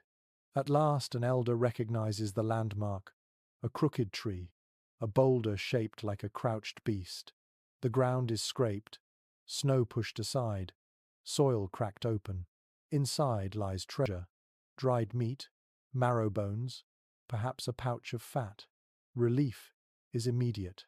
Laughter rises, spirits lift, warmth blooms not only in bellies but in hearts. The past self saved the present. The sensory joy is overwhelming. You chew dried meat tough as leather, its smoky taste filling your mouth. Fat melts slowly on your tongue, coating it, filling your stomach with heat. Children grin, grease smeared on their cheeks. For a moment, the blizzard outside seems less fierce, the cave less damp, the world less hostile. Scholars continue to argue about how advanced such storage became. Did Ice Age bands create true underground freezers, or were caches more improvised, shallow pits for short-term use? Evidence points to both, but what cannot be doubted is the brilliance of thinking ahead in a world that offered no guarantees. To plan was to live, to forget was to freeze. A quirky image lingers, caches sometimes guarded not by stones alone but by bones placed atop, perhaps as warnings. Imagine stumbling upon a pit sealed with a mammoth skull, its hollow eyes staring upward, as if daring intruders. Was it intimidation, ritual, or mere convenience? The answer is uncertain, but the imagery is haunting death marking life's storage. The social implications are just as fascinating. Sharing food from a cache reinforced bonds. The act of digging together, dividing fairly, ensured trust within the group. You can almost hear the voices murmuring in the cave. This is yours. This is ours. We will eat together. Warmth of spirit matched warmth of fire, preventing fractures in a world where disunity could kill. Yet sometimes caches failed. Perhaps wolves dug them up, or rot spread through hides. Imagine uncovering your pit only to find bones gnawed bare, fat gone, scraps frozen useless. Despair would grip your group, hunger gnawing as cruelly as frost. And yet, humans endured, digging again, trying again, learning from each failure. Close your eyes now and imagine walking the winter plains, knowing that hidden beneath the snow are pockets of safety, invisible hearths, buried warmth. Each one is a promise from your past to your future. They give courage to step farther, to hunt longer, to survive storms with less fear. Anthropologists reflect on how storage shaped the human mind. To plan ahead is to imagine a future self, to care for someone not yet hungry, not yet cold. That mental leap thinking beyond the immediate may have been as important as fire itself. It is the warmth of foresight, a spark in the mind that turns survival from chance into strategy. The sensory echoes of that foresight are everywhere. You taste dried marrow warmed in the fire, feel fat drip across your chin, hear the crunch of frozen meat breaking in your teeth. You smell the earthy musk of soil as caches are opened, the rich smoke as old stores are cooked anew. Each sense confirms the same truth. You are alive today because you thought ahead yesterday. As night falls, you sit in the cave, belly full from stored food. The fire glows steady. The hides rustle softly as companions shift into sleep. You run your fingers across the bone of your spear and think about the next cache, the next pit, the the next gift to your future. The cold will not relent, but neither will you. Warmth is not only a flame or a cloak, it is foresight buried in earth, waiting to be unearthed in the darkest hour. And so, as you drift into slumber, the memory of buried treasure soothes you. Beneath snow and soil, warmth sleeps.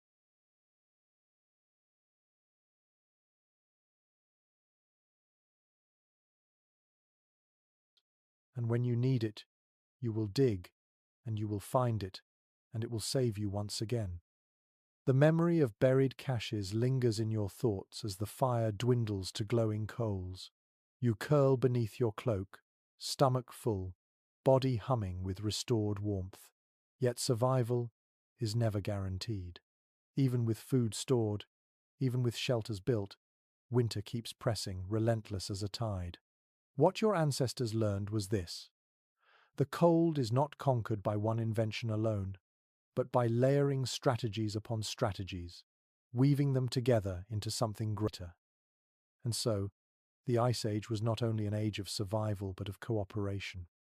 Archaeological finds show campsites where multiple hearths cluster together, bones scattered in shared piles, hides stretched wide across communal spaces. It is widely accepted that humans did not endure these winters in isolation, but in groups, bands bound not only by blood but by necessity. Picture it now: a dozen figures huddled in one cave, their fires burning side by side, their voices weaving together in the smoky dark. The warmth is greater not just because of flames, but because of company. The sensory world of cooperation is vivid. You hear the rhythmic sound of many hands scraping hides, the clatter of flint tools shaping bone needles, the overlapping hum of voices telling stories. The smell of cooking meat mixes with the musk of furs, the sharp tang of smoke, the faint sweetness of dried berries traded from another band. Every sense is crowded, layered, dense, just like survival itself. Anthropologists often highlight how cooperation extended beyond immediate families. Some groups may have joined forces in winter, creating larger communities to pool resources. There is evidence of overlapping hearths and vast middens of bones, suggesting gatherings far bigger than a single family could sustain. The debate continues: were these seasonal reunions, or permanent winter villages? The truth remains hidden, but the idea shimmers: warmth amplified by community. One curious tidbit: cooperation may have extended to neighboring groups, with exchanges of tools, hides, or food stores. Imagine a weary band stumbling into a valley, greeted by another's firelight. Suspicion lingers, but hunger speaks louder. A gift is exchanged: a bundle of dried meat, a polished flint. Bonds form. For one night, rivalries soften, and warmth spreads not only within but between groups. Now close your eyes and imagine sitting at a communal fire. Flames roar higher than usual, fueled by more hands gathering wood. Dozens sit around it, cloaks overlapping, children chasing each other between legs. Laughter rises, echoing against stone walls. Stories are told: tales of great hunts, of spirits guarding the fire, of ancestors who braved even harsher storms. The glow reflects in dozens of eyes, each spark a reminder that you are not alone. Specialists remain divided on whether such cooperation was a conscious choice or simply forced by conditions. Did humans deliberately seek out larger groups, or did the weather push them together until they realized unity was strength? Either way, the effect was transformative. Shared warmth created not only survival but culture, language, story. Another quirky glimpse of Ice Age ingenuity: large hides stretched across poles to create communal tents. Picture entering one thick smoke hanging near the roof, the air humid from many bodies, the ground warm with pressed furs. The noise is constant: children crying, elders muttering, hunters sharpening spears, but the warmth is undeniable. You sit shoulder to shoulder, breathing in the musk of sweat and fur, grateful for the chaos because it means life. The sensory effect of such crowding is overwhelming. Heat radiates from every side. Sweat beads on your forehead. Hides stick damply to your skin. Smoke stings your eyes, but laughter and voices ease the discomfort. You realize that warmth does not always mean comfort, it sometimes means crowded, noisy, messy togetherness.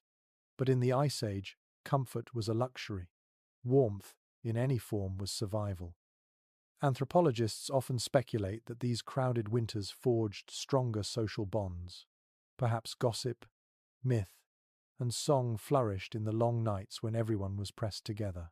Perhaps disputes simmered too, tempers fraying under pressure, but even conflict was proof of life. To live so closely was to be reminded constantly, no one survives alone.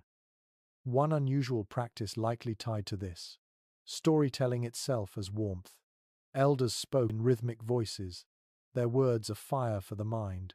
Children listened, eyes wide, forgetting the chill outside. Stories gave structure, passed on hunting wisdom, explained why the snow fell or the fire burned. In that sense, narrative became another blanket, one that covered not bodies but spirits. Now picture yourself again, nestled in such a gathering. Smoke thick, bodies pressed close, the cave echoing with voices. You chew on a strip of dried meat, grease clinging to your fingers, and listen as an elder describes a great mammoth hunt, his arms sweeping wide. Sparks rise from the fire, shadows leap across tusks and walls, and for a moment, the cave feels alive with more than just heat, it feels alive with meaning. Experts continue to argue about whether language itself expanded during these winter nights, shaped by the necessity of communication in close quarters. Did the cold drive people to talk more, to invent words for sharing resources, resolving disputes, organizing hunts? If so, then warmth did not only keep bodies alive, it may have forged the very fabric of human speech. The sensory echo of that possibility lingers. Hear the overlapping murmur of voices, the click of consonants, the drawn-out vowels. Smell the smoke coating your throat, taste grease on your lips, feel the heat pressing in from every side. All of it blends into a memory stronger than any single fire. This is warmth braided from bodies, stories, and shared flame. As night deepens, you curl among your companions, their shoulders against yours, their breath mingling with yours. The fire burns steady, but you realize it no longer needs to be large. The group itself has become a furnace, each body adding to the whole. You close your eyes, soothed not only by heat but by the knowledge that you are part of something greater. And so the lesson settles in your bones. Survival in the Ice Age was never solitary genius or single inventions. It was a tapestry woven from many threads.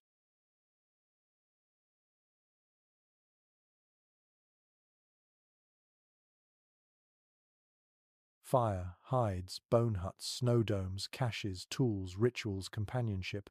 Each alone might fail. Together they formed something unbreakable. Together they formed warmth.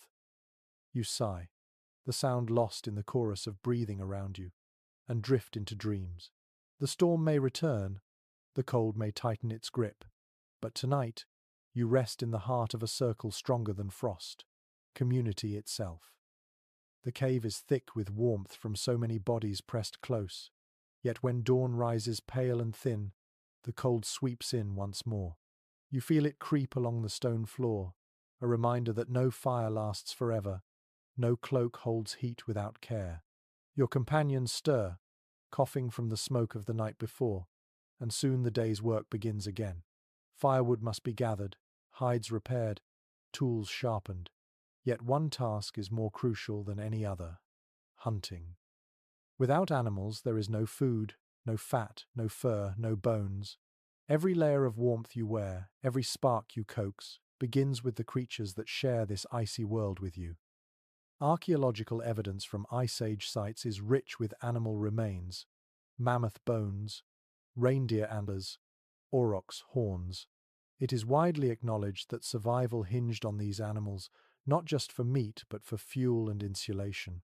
Imagine standing in the pale sun, staring across a vast snowy plain at a herd of reindeer clustered together. Their bodies steam faintly in the cold, their antlers like forests swaying against the sky.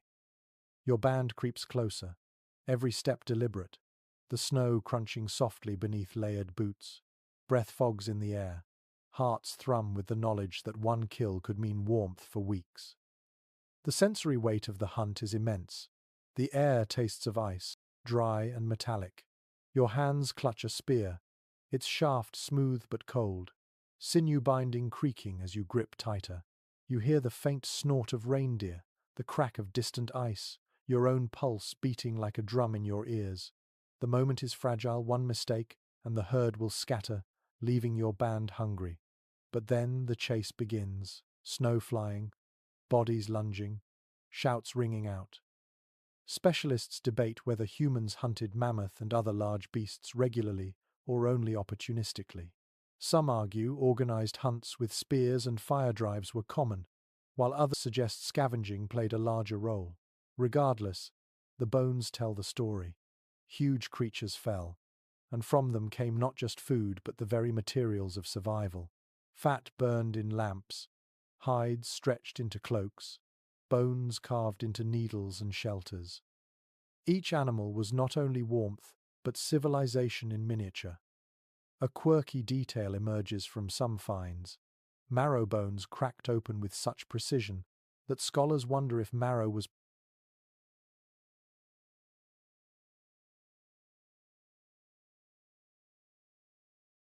prized even more than meat.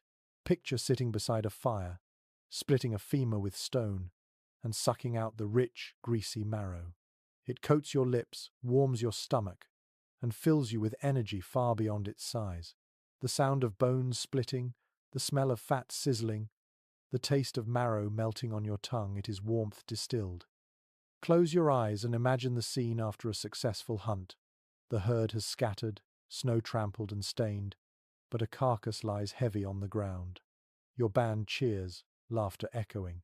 Knives of flint flash as hides are peeled back, steam rising from the warm body into frigid air. The smell is sharp, blood and musk and earth mingled. Children watch wide-eyed, knowing this moment means survival. Every scrap is gathered, meat dried into strips, sinew twisted into thread, bones hauled for tools, fat packed into pouches. Nothing is wasted, because everything is warmth. Scholars still discuss how much coordination these hunts required. Did dozens work together in planned drives, or did smaller groups rely on ambushes? Evidence of cliffside kills suggests cunning herds driven over edges, bones piled below. You can almost hear the shouts, the pounding of hooves, the thunder of collapse as animals fall. Risky, dangerous, but astonishingly effective. One unusual practice comes from evidence of fat lamps carved from stone or bone, fueled by animal fat. Imagine a shallow bowl filled with grease, a wick of moss burning steadily. The flame is steady, smoky, faintly sweet-smelling. It doesn't roar like wood, but it glows for hours, turning a cave into a haven of light. Warmth, in liquid form, harvested from the very body of the beast. Now imagine the psychological relief of such abundance. For days after a hunt, the cave is alive with cooking smells, with laughter, with full bellies. Cloaks are repaired with new hides, boots stuffed with fresh grass.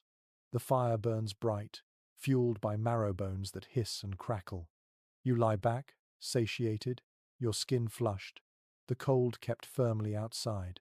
In these moments, winter feels conquerable, tamed by human cooperation and animal sacrifice. But scarcity was never far. Sometimes the herds vanished, migrating beyond reach. Sometimes the great beasts grew wary. Imagine walking for days across empty snow, bellies aching, torches guttering low. The silence of an empty steppe is crushing, more frightening than a storm. You begin to doubt, will you find warmth again? Yet still, you walk, driven by hunger, by memory of past hunts, by the knowledge that survival is just one kill away. A quirky echo of this persistence shows in cave art, paintings of animals etched deep into stone. Scholars suggest many purposes: ritual, memory, teaching.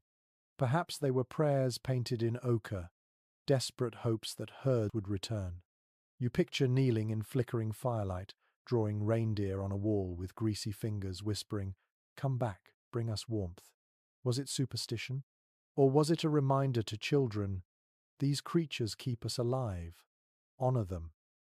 Experts remain divided on whether such art was purely symbolic or held real ritual weight. But whether prayer or practice, the result was the same. Animals became central not only to survival, but to culture, myth, and meaning. They were warmth, made flesh, both hunted and revered. The sensory memory of animals lingers in every part of life. The musk of hide, the oily smoke of burning fat, the crunch of bone cracked for marrow, the sound of antlers clashing in the distance, the echo of herds moving like thunder. Even in dreams you hear them, the rhythm of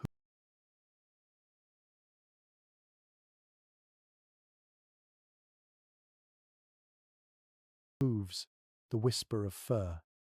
As you curl again into your bedding, warmed by cloaks stitched from animal hides, you reflect on this truth. Every breath of warmth you take tonight comes from the hunt. The fire burns on fat, the cloak rests on fur, the boots hold dried sinew, even your full belly hums with marrow. The Ice Age demanded tribute, and animals gave it. Humans, in return, honored them in memory, in story, in paint. So you drift into sleep, belly full, fire steady, cloak heavy, surrounded by the warmth of beasts turned into guardians. Outside, the steppe waits, herds shifting in the distance, storms whispering on the horizon. But for now, you rest in the knowledge that your ancestors mastered survival not alone, but in partnership with the very creatures that walked beside them. The fire burns low, fueled by marrow bones that hiss and spit. You wake in the pale light of dawn, the air still heavy with the musk of last night's feast. Around you, companions stir slowly, their cloaks creaking with frost at the edges. The children roll sleepily beneath heaps of fur, cheeks rosy from warmth. Yet as your eyes adjust, you notice something striking. Above the hearth, smoke curls around the cave ceiling where faint images shimmer in ochre. Mammoths, bison, reindeer, ghostly herds frozen in red and black. In the Ice Age, warmth was not only kept in bodies or fires, it was stored in stories, etched into stone. Archaeological sites such as Chauvet and Lascaux reveal paintings tens of thousands of years old, depicting animals with astonishing vitality. It is widely accepted that these images were not idle doodles but carried deep significance. Imagine crouching in flickering firelight, ochre-stained fingers tracing antlers across rock. The air is thick with smoke. The fire's glow makes beasts seem to move. In that moment, you feel less like you are drawing and more like you are calling the herd into being, pulling warmth from imagination itself. The sensory experience is mesmerizing. The rock wall is cold under your palm, rough in some places, smooth in others. Pigment smells earthy, metallic, gritty between your fingers. You hear the quiet rasp of stones scraping pigment into powder, the faint hiss as fat is mixed in to make paste. When you paint, your heartbeat quickens, every line catching the glow of flame, every shadow making the figures leap as though alive. For a brief moment, the cave becomes not just a shelter but a theatre of memory and hope. Scholars continue to debate the purpose of these images. Some argue they were rituals of hunting magic, ensuring success by capturing animals in paint before chasing them in reality. Others believe they were teaching tools, showing children how prey looked and moved. Still others suggest they were simply the world's first art beauty for beauty's sake, even in the heart of winter. The arguments endure, but all agree. The paintings carried meaning far beyond their pigments. One quirky possibility is that the flicker of fire itself was part of the artwork. Imagine sitting in the dark, firelight making painted animals shift and ripple, shadows turning bison into stampeding herds, mammoths into swaying giants.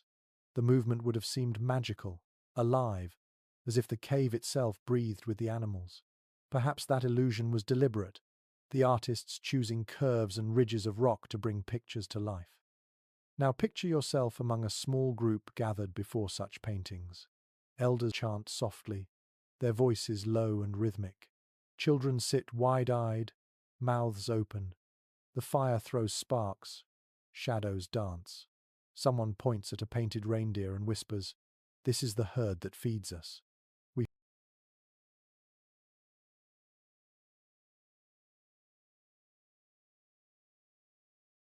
follow it, and it follows us. The cave feels warmer in that moment, not just from the fire, but from shared meaning, from the connection between art and life. Archaeologists still wonder whether painting was reserved for certain people, specialists, shamans, visionaries, or shared by all. The evidence is unclear. But as you smear ochre onto your cloak, you suspect that in some form, everyone participated, whether through handprints pressed onto walls or simple lines drawn beside great masterpieces. Even a child's mark mattered. Each imprint was a way of saying, "I was here, I endured, I belonged." A quirky tidbit comes from hand stencils found in caves, negative imprints, where someone spat pigment around their hand pressed to stone. Some are small, belonging to children or women. Imagine the sensation. Cold stone against your palm, breath hot as you spray pigment, the sudden reveal of your hand's ghost glowing in red.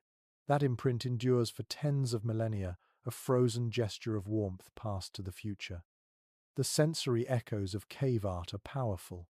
Smoke thickens the air, eyes water, throats itch, yet hearts beat faster as animals come alive on walls. The sound of chanting mixes with the steady crackle of fire, with the scraping of stone on stone, with the soft gasps of children watching. Even in hunger, even in frost, humans created beauty, turning cold stone into warm memory. Experts point out that art itself may have been a survival tool. It kept minds sharp, bound communities together, and preserved knowledge across generations. When winter seemed endless, paintings reminded everyone of the herds that would return, of hunts that had succeeded before, of spirits that guided and protected. In that way, art became as important as firewood or hides, fuel for the soul. Now lean into the sensory quiet of a finished painting session. The cave glows faintly, walls alive with beasts. The air is heavy, smoky, but filled with awe. Children lie back on furs, eyes still fixed on glowing figures. Elders smile softly, murmuring blessings. You close your eyes. The image is burned into memory. When you hunt again, you will carry those shapes with you, as if the walls themselves walk beside you. Anthropologists argue endlessly about whether cave art was sacred or everyday, extraordinary or routine. But as you picture the painted walls glowing in the fire's hush, the distinction blurs.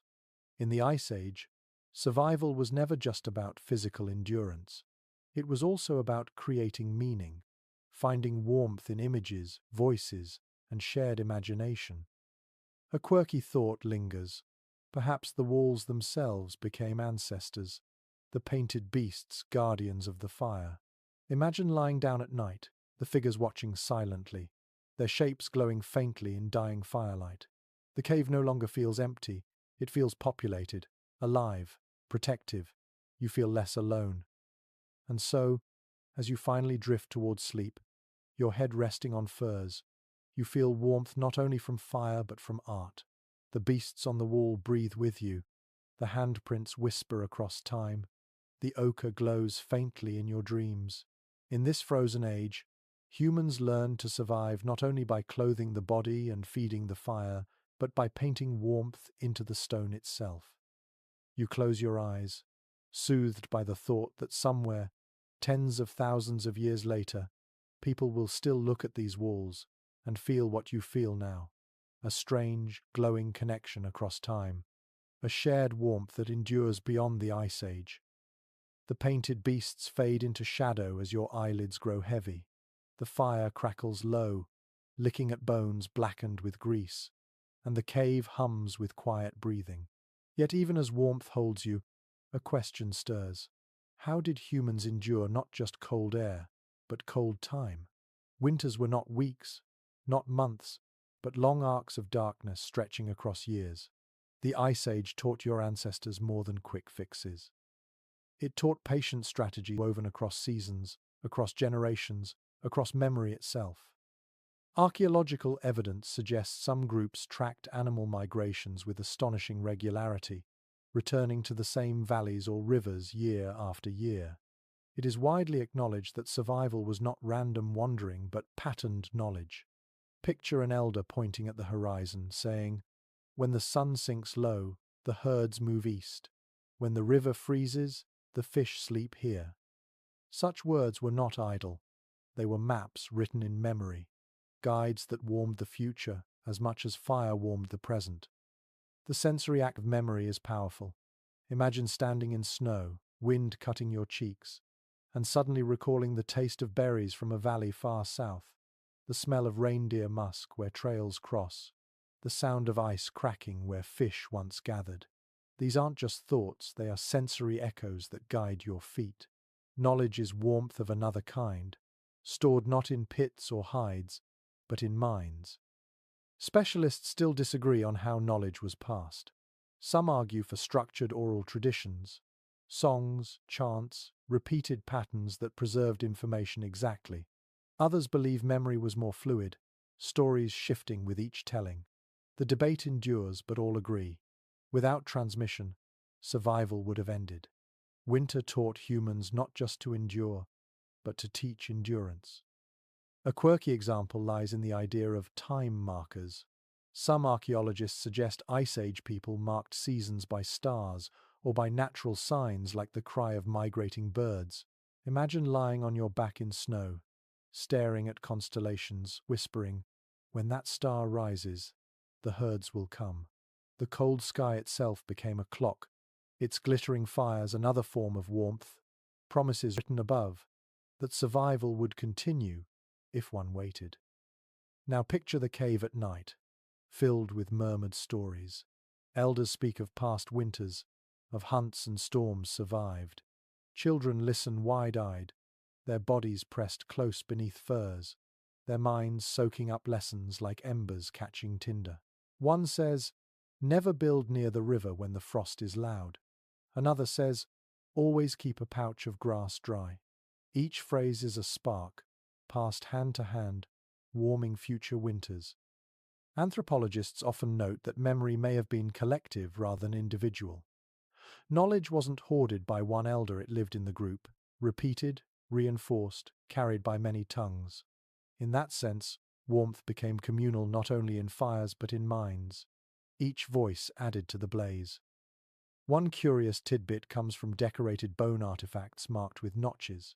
Some researchers believe these were tallies, perhaps of moon cycles or hunts, early calendars scratched into ivory. Imagine running your finger along grooves in mammoth bone, counting the days since last snow, predicting when herds will pass. The object itself becomes a tool of memory, a frozen story carved into bone. The sensory detail of such an object is striking. The bone is smooth, cold under your hand, the notches shallow but distinct. You trace them one by one, lips moving silently, recalling stories tied to each mark. Knowledge is tactile, carried not just in mind but in touch. Each notch is a coal of memory, glowing in its own way. Experts continue to debate whether these marks were truly calendars, or something else entirely: decorations, games, even abstract art. But the possibility of timekeeping speaks to a deep truth. Ice Age people didn't merely react to winter, they anticipated it. They learned to see cold not just as threat but as rhythm, and to move in time with it. Now close your eyes and imagine enduring a winter night not through fire alone but through story and memory. The cave is dark except for faint coals. An elder speaks, voice low, weaving images of hunts past. You hear the scrape of tools, the sigh of children shifting in sleep. The story warms you, filling the cold silence with continuity. You are reminded that you are not the first to endure this, nor the last. Warmth stretches across time, binding past to present. A quirky speculation by some scholars. Perhaps Ice Age people spoke directly to the dead in these moments, calling upon ancestors as if they sat by the fire still. The bones of buried kin, painted with ochre, may have been seen not as loss but as presence, warmth of memory made physical. Imagine touching a bone, whispering thanks, believing that the ancestor's spirit shares its warmth with you. The sensory image is haunting yet comforting. A painted skull sits near the fire, ochre glowing in flicker, shadows dancing across hollow eyes. Far from terrifying, it feels protective. Children glance at it and smile, reassured. In death as in life, warmth is never wholly gone, it lingers, shared across generations. Experts remain divided on how literal such practices were. Were bones truly venerated, or simply remnants of burial traditions? The debates persist, but the theme is clear. Warmth stretched beyond one lifetime. The cold may take bodies, but it could not take memory. As you pull your cloak tighter, listening to the whisper of stories, you realize the depth of survival. It was not only the strength of arms or the sharpness of spears, not only the spark of flint or the heft of hides, it was patience, foresight, memory. The warmth of winter lay not just in fire's glow, but in the knowledge that tomorrow would come, that the herd would return, that others had endured before.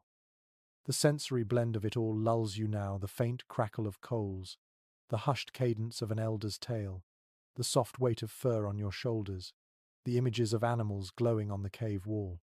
You feel time itself bend around you, past and present mingling in one shared warmth. And so, as your eyes close, you carry the truth deep inside. The Ice Age was survived not only by hands and hides, but by memory itself. Each notch, each painting, each whispered word was another ember against the frost. Even now, across thousands of years, those embers still glow. You are warmed not only by the fire before you, but by the echo of fires long gone, their smoke curling into the endless night of history. The coals burn low, whispering as they collapse into ash, and your companions breathe softly in sleep. But even as you curl deeper beneath your cloak, warmth around you is never taken for granted. Every night in the Ice Age was a gamble. No matter how thick the hides, how strong the shelters, or how bright the fire, danger always lurked at the edges. The cold was not a single enemy, it was a host of threats, creeping from every angle. And so your ancestors learned to weave vigilance into survival, guarding warmth like a treasure too easily stolen. Archaeological traces reveal evidence of watchfires kept burning through the night. Some hearths show layers of ash suggesting continuous tending, embers banked and revived over days or weeks. It is widely accepted that someone always stayed awake, a sentinel beside the flames. Imagine the scene. The cave is quiet, filled with the steady breath of sleepers. Only one figure stirs, crouched by the fire, feeding it slivers of wood, turning logs, blowing softly on embers. Their eyes dart to the cave mouth, scanning the darkness. Every crack of ice outside, every howl of wind makes their muscles tense. For this single person, warmth is not comfort, it is duty. The sensory world of such a vigil is stark. The fire pops sharply in the silence, the glow painting your hands gold while the rest of the cave lies in shadow. Smoke curls lazily, stinging your eyes, clinging to your hair. Beyond the mouth, the night stretches empty, snow glowing faintly under the stars. You feel both small and immense, small against the vast cold, immense because for this moment, the fire depends on you. Specialists still disagree on how formal these vigils were. Some argue they were structured rotating watch duties passed from one person to another. Others believe they were informal, with the lightest sleeper tending instinctively. The truth is uncertain, but the logic is undeniable. A fire left alone in the night could die, and if the fire died, so too could the group. A quirky glimpse into practice comes from evidence of glowing embers carried in containers. Picture a carved horn, or a stone cup filled with smouldering coals, wrapped in hide to preserve heat. If the fire waned dangerously, a watcher could shake sparks back into life. The object itself became a talisman of survival, a vessel of potential warmth. Imagine clutching such a container, feeling its faint heat through fur, hearing the tiny hiss of coals shifting inside. Close your eyes and imagine being that watcher. Hours pass, the fire grows smaller, and your body aches from stillness.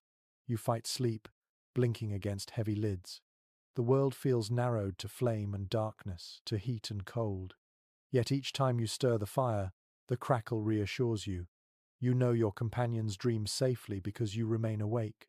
Your heart swells with a strange pride.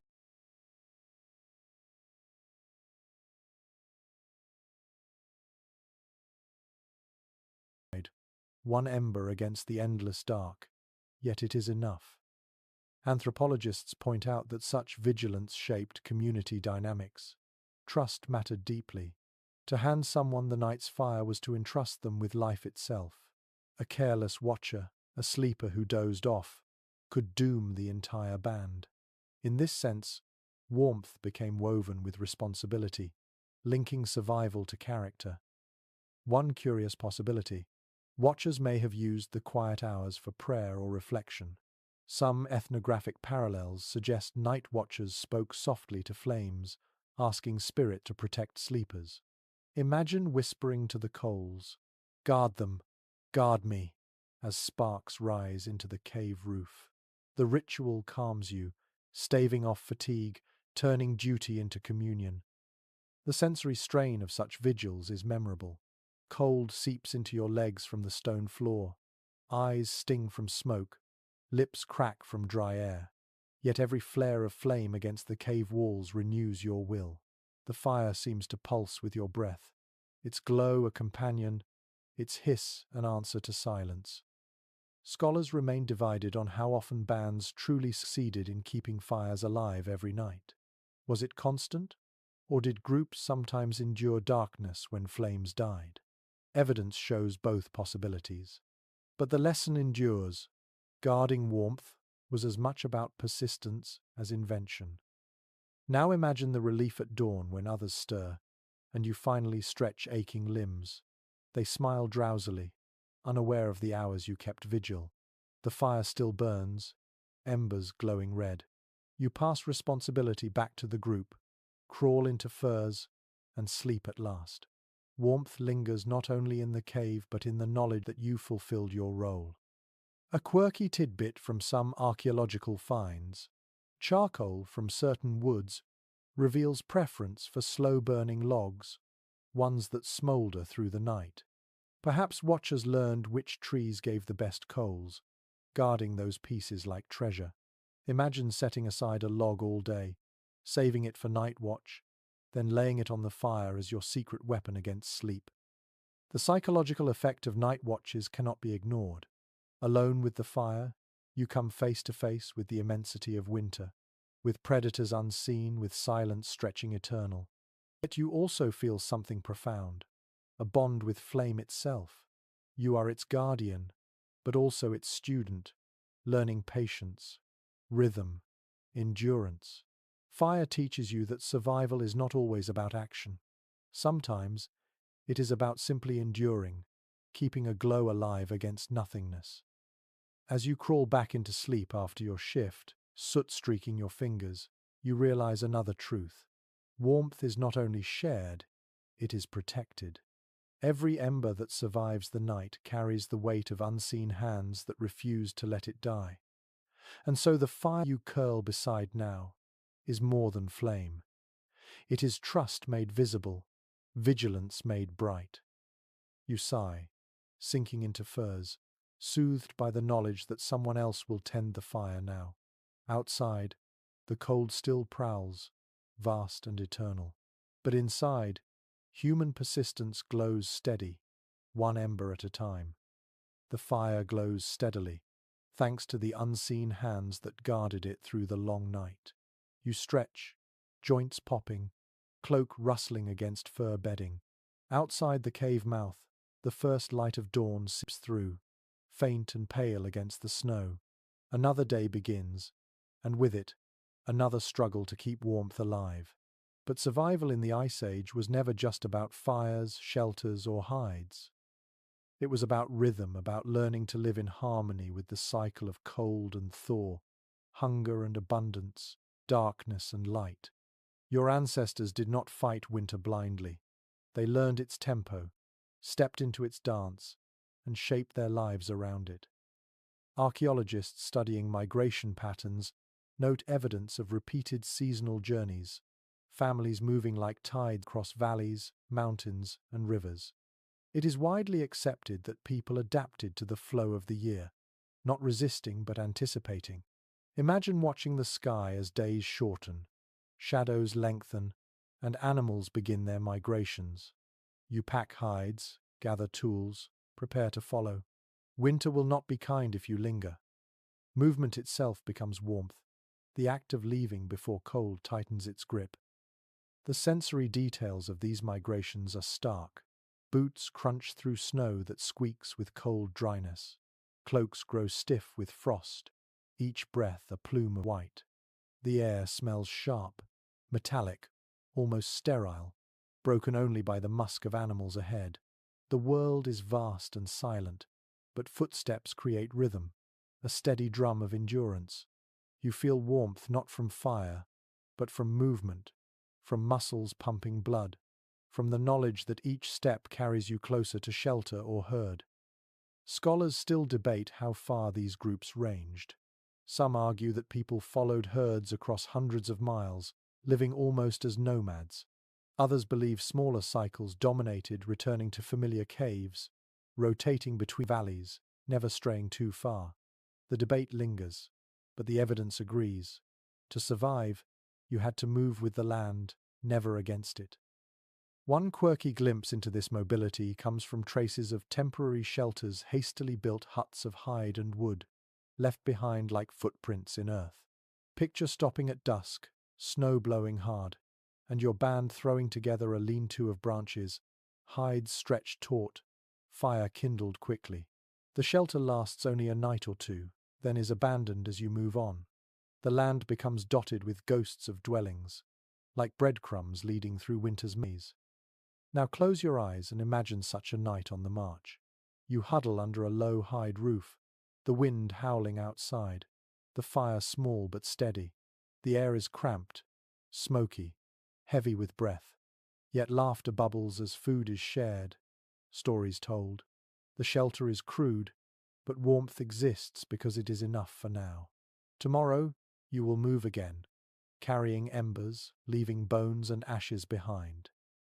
Anthropologists note that these migrations were not only physical but spiritual. Moving through landscapes repeatedly may have created sacred roots, places remembered and honored. A valley wasn't just a feeding ground, it was the valley where ancestors once found warmth, where a great hunt succeeded, where a cave painting was made. The land itself became a tapestry of memories, each return another thread woven in.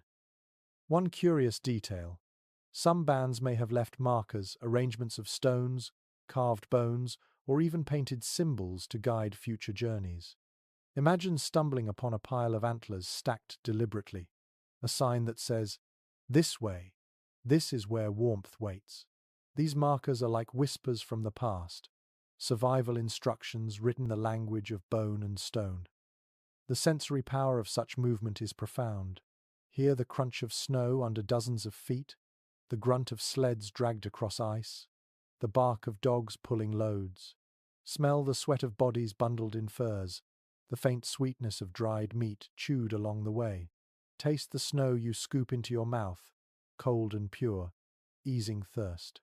See the horizon stretch endlessly, pale sun inching along, shadows long as spears. The march is grueling, but it is also steady, predictable, a rhythm your body learns. Experts continue to question whether these migrations were always voluntary. Sometimes herds failed, storms struck early, rivers froze too soon. Perhaps groups were forced to abandon carefully laid plans, driven into unfamiliar lands. The uncertainty was constant, but resilience was greater. People adjusted, always moving, always searching, never surrendering to the cold's finality. A quirky yet believable image emerges. Families traveling together with children carried in fur-lined slings, dogs burdened with packs, hunters dragging sleds. The caravan moves like a living river across the tundra. At night, fires dot the landscape, each one a brief star in the vast dark. From a distance, the march looks fragile. Up close, it feels unstoppable. The psychological effect of this rhythm cannot be overstated. To live in cycles, to know you will leave, return, leave again, creates a sense of belonging to movement itself. Home is not one cave or hut, it is the path, the knowledge of where warmth lies hidden across seasons. You belong not to one place, but to the dance of winter itself. Now imagine the return after months away. Snow crunches differently here, softer, familiar. The cave appears in the distance, its entrance dark and wide.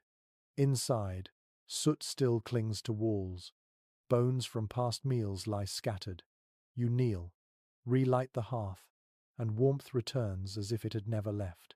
The cycle is complete, and you know it will repeat again and again, each winter both familiar and new. Some anthropologists argue that this rhythm of migration shaped human identity itself. The very idea of time, of future planning, of memory, grew from the need to move with seasons. Others push back, suggesting culture would have blossomed regardless. The dispute continues, but one thing is certain: rhythm was survival. Without it, warmth would flicker and die. The sensory blend of cycle is soothing. The crunch of snow under boots, the flicker of fire in familiar caves, the taste of stored marrow on return, the laughter of children recognizing old shelters. Each element reinforces the same truth. Survival is not chaos but pattern, not frantic scrambling but practiced return. As you pull your cloak tighter tonight, drifting into slumber, you realize what your ancestors discovered. Warmth is not simply made, it is rehearsed. It is the rhythm of departure and return, of fire lit and fire revived, of herds followed and herds awaited. You breathe deeply, soothed by that certainty, warmed by the knowledge that even winter bows to pattern. And so you sleep, the cycle continuing, footsteps echoing across frozen plains, embers carried across time, warmth waiting at every return. The cave walls still glow faintly with soot, handprints, and the painted silhouettes of beasts. Outside, snow drifts steadily, piling in silence. But within the shelter, the fire burns on, tended with patience, fed with bone and wood alike. You lie back in your cloak, boots stuffed with dried grass, belly filled with marrow, and you realize something. This is the culmination of everything your ancestors learned. From fire circles to snow domes, from caches to cloaks, from shared vigils to painted walls, the story of warmth is not one invention but a weaving of many threads. Each thread fragile on its own, yet braided together into something strong enough to endure an age of ice. Archaeological traces from across the world whisper the same lesson. Survival was a mosaic, not a single masterpiece. It is widely agreed that communities combined techniques: bone huts when wood was scarce, furs layered thick when firewood ran low, snow shelters when storms swept plains, caches when game disappeared. No single method was enough. Warmth was improvisation, built fresh each day from whatever the land gave. Imagine walking across frozen steppe, eyes scanning instinctively. This branch could be fuel. That patch of moss could be tinder. Those tracks could lead to food. The mind itself became a furnace, burning with constant creativity. The sensory world of this mosaic is vivid, the crackle of dung igniting when wood is gone, the creak of sinew thread stitches tugged tight on a fur hood, the smell of fat lamps smouldering through long nights, the taste of dried berries softened in snow, the sight of glowing ochre on walls, red as fire itself. Survival meant engaging every sense, every detail, turning the harshest environment into an uneasy ally. Specialists still debate what drove this ingenuity most: climate pressure, animal scarcity, or social bonds. Was survival forced by the cold alone, or by the constant uncertainty of ice age landscapes? Did humans innovate because storms threatened, or because they sought comfort even when survival was already secured. The arguments swirl, but the outcome remains clear. Ingenuity itself became warmth. One quirky glimpse of this truth comes from archaeological evidence of musical instruments, bone flutes, carved with holes, played in caves thick with smoke. Music is no fuel, no cloak, no shelter. Yet imagine lying beneath hides, while wind screams outside, listening to a tune rise soft and steady, its notes weaving through fire crackle. That music warms in another way, a heat that touches spirit instead of skin. Humans, even surrounded by frost, refused to live in silence. They filled winter with song. Now close your eyes and imagine the full picture of Ice Age survival. Fire pits glowing red within rings of stones, cloaks stitched with beads and ochre, layered thick with moss and hide. Shelters rising from bone and snow alike, their walls glowing faintly in fat lamp light. Children swaddled in fur bags, elders chanting stories, hunters tending caches buried beneath turf. Every act hums with the same theme: keep the cold at bay, keep life within. Warmth is not just heat, it is ritual, memory, innovation, and meaning. Anthropologists suggest that this layering of strategies did more than preserve bodies. It shaped the human spirit. The patience of watching embers at night became discipline. The planning of caches became foresight. The painting of walls became imagination. The sharing of hides and food became culture. The Ice Age did not merely test humanity, it forged humanity. One unusual interpretation of cave art claims some animals were drawn with multiple legs to mimic movement in firelight. Imagine watching shadows ripple, the herd galloping across stone, and feeling that warmth wasn't just survival but storytelling. Scholars may argue endlessly whether such depictions were mystical, practical, or playful. But you sense the truth. Humans needed not only to survive, but to feel alive. That, too, was a kind of warmth. The sensory echo of this final insight is overwhelming. The heat of fire against your cheeks, the musk of hides heavy on your shoulders, the rhythm of voices chanting, the flicker of beasts painted above, the faint tang of smoke in your lungs. All of it forms a blanket thicker than any fur, warmer than any ember.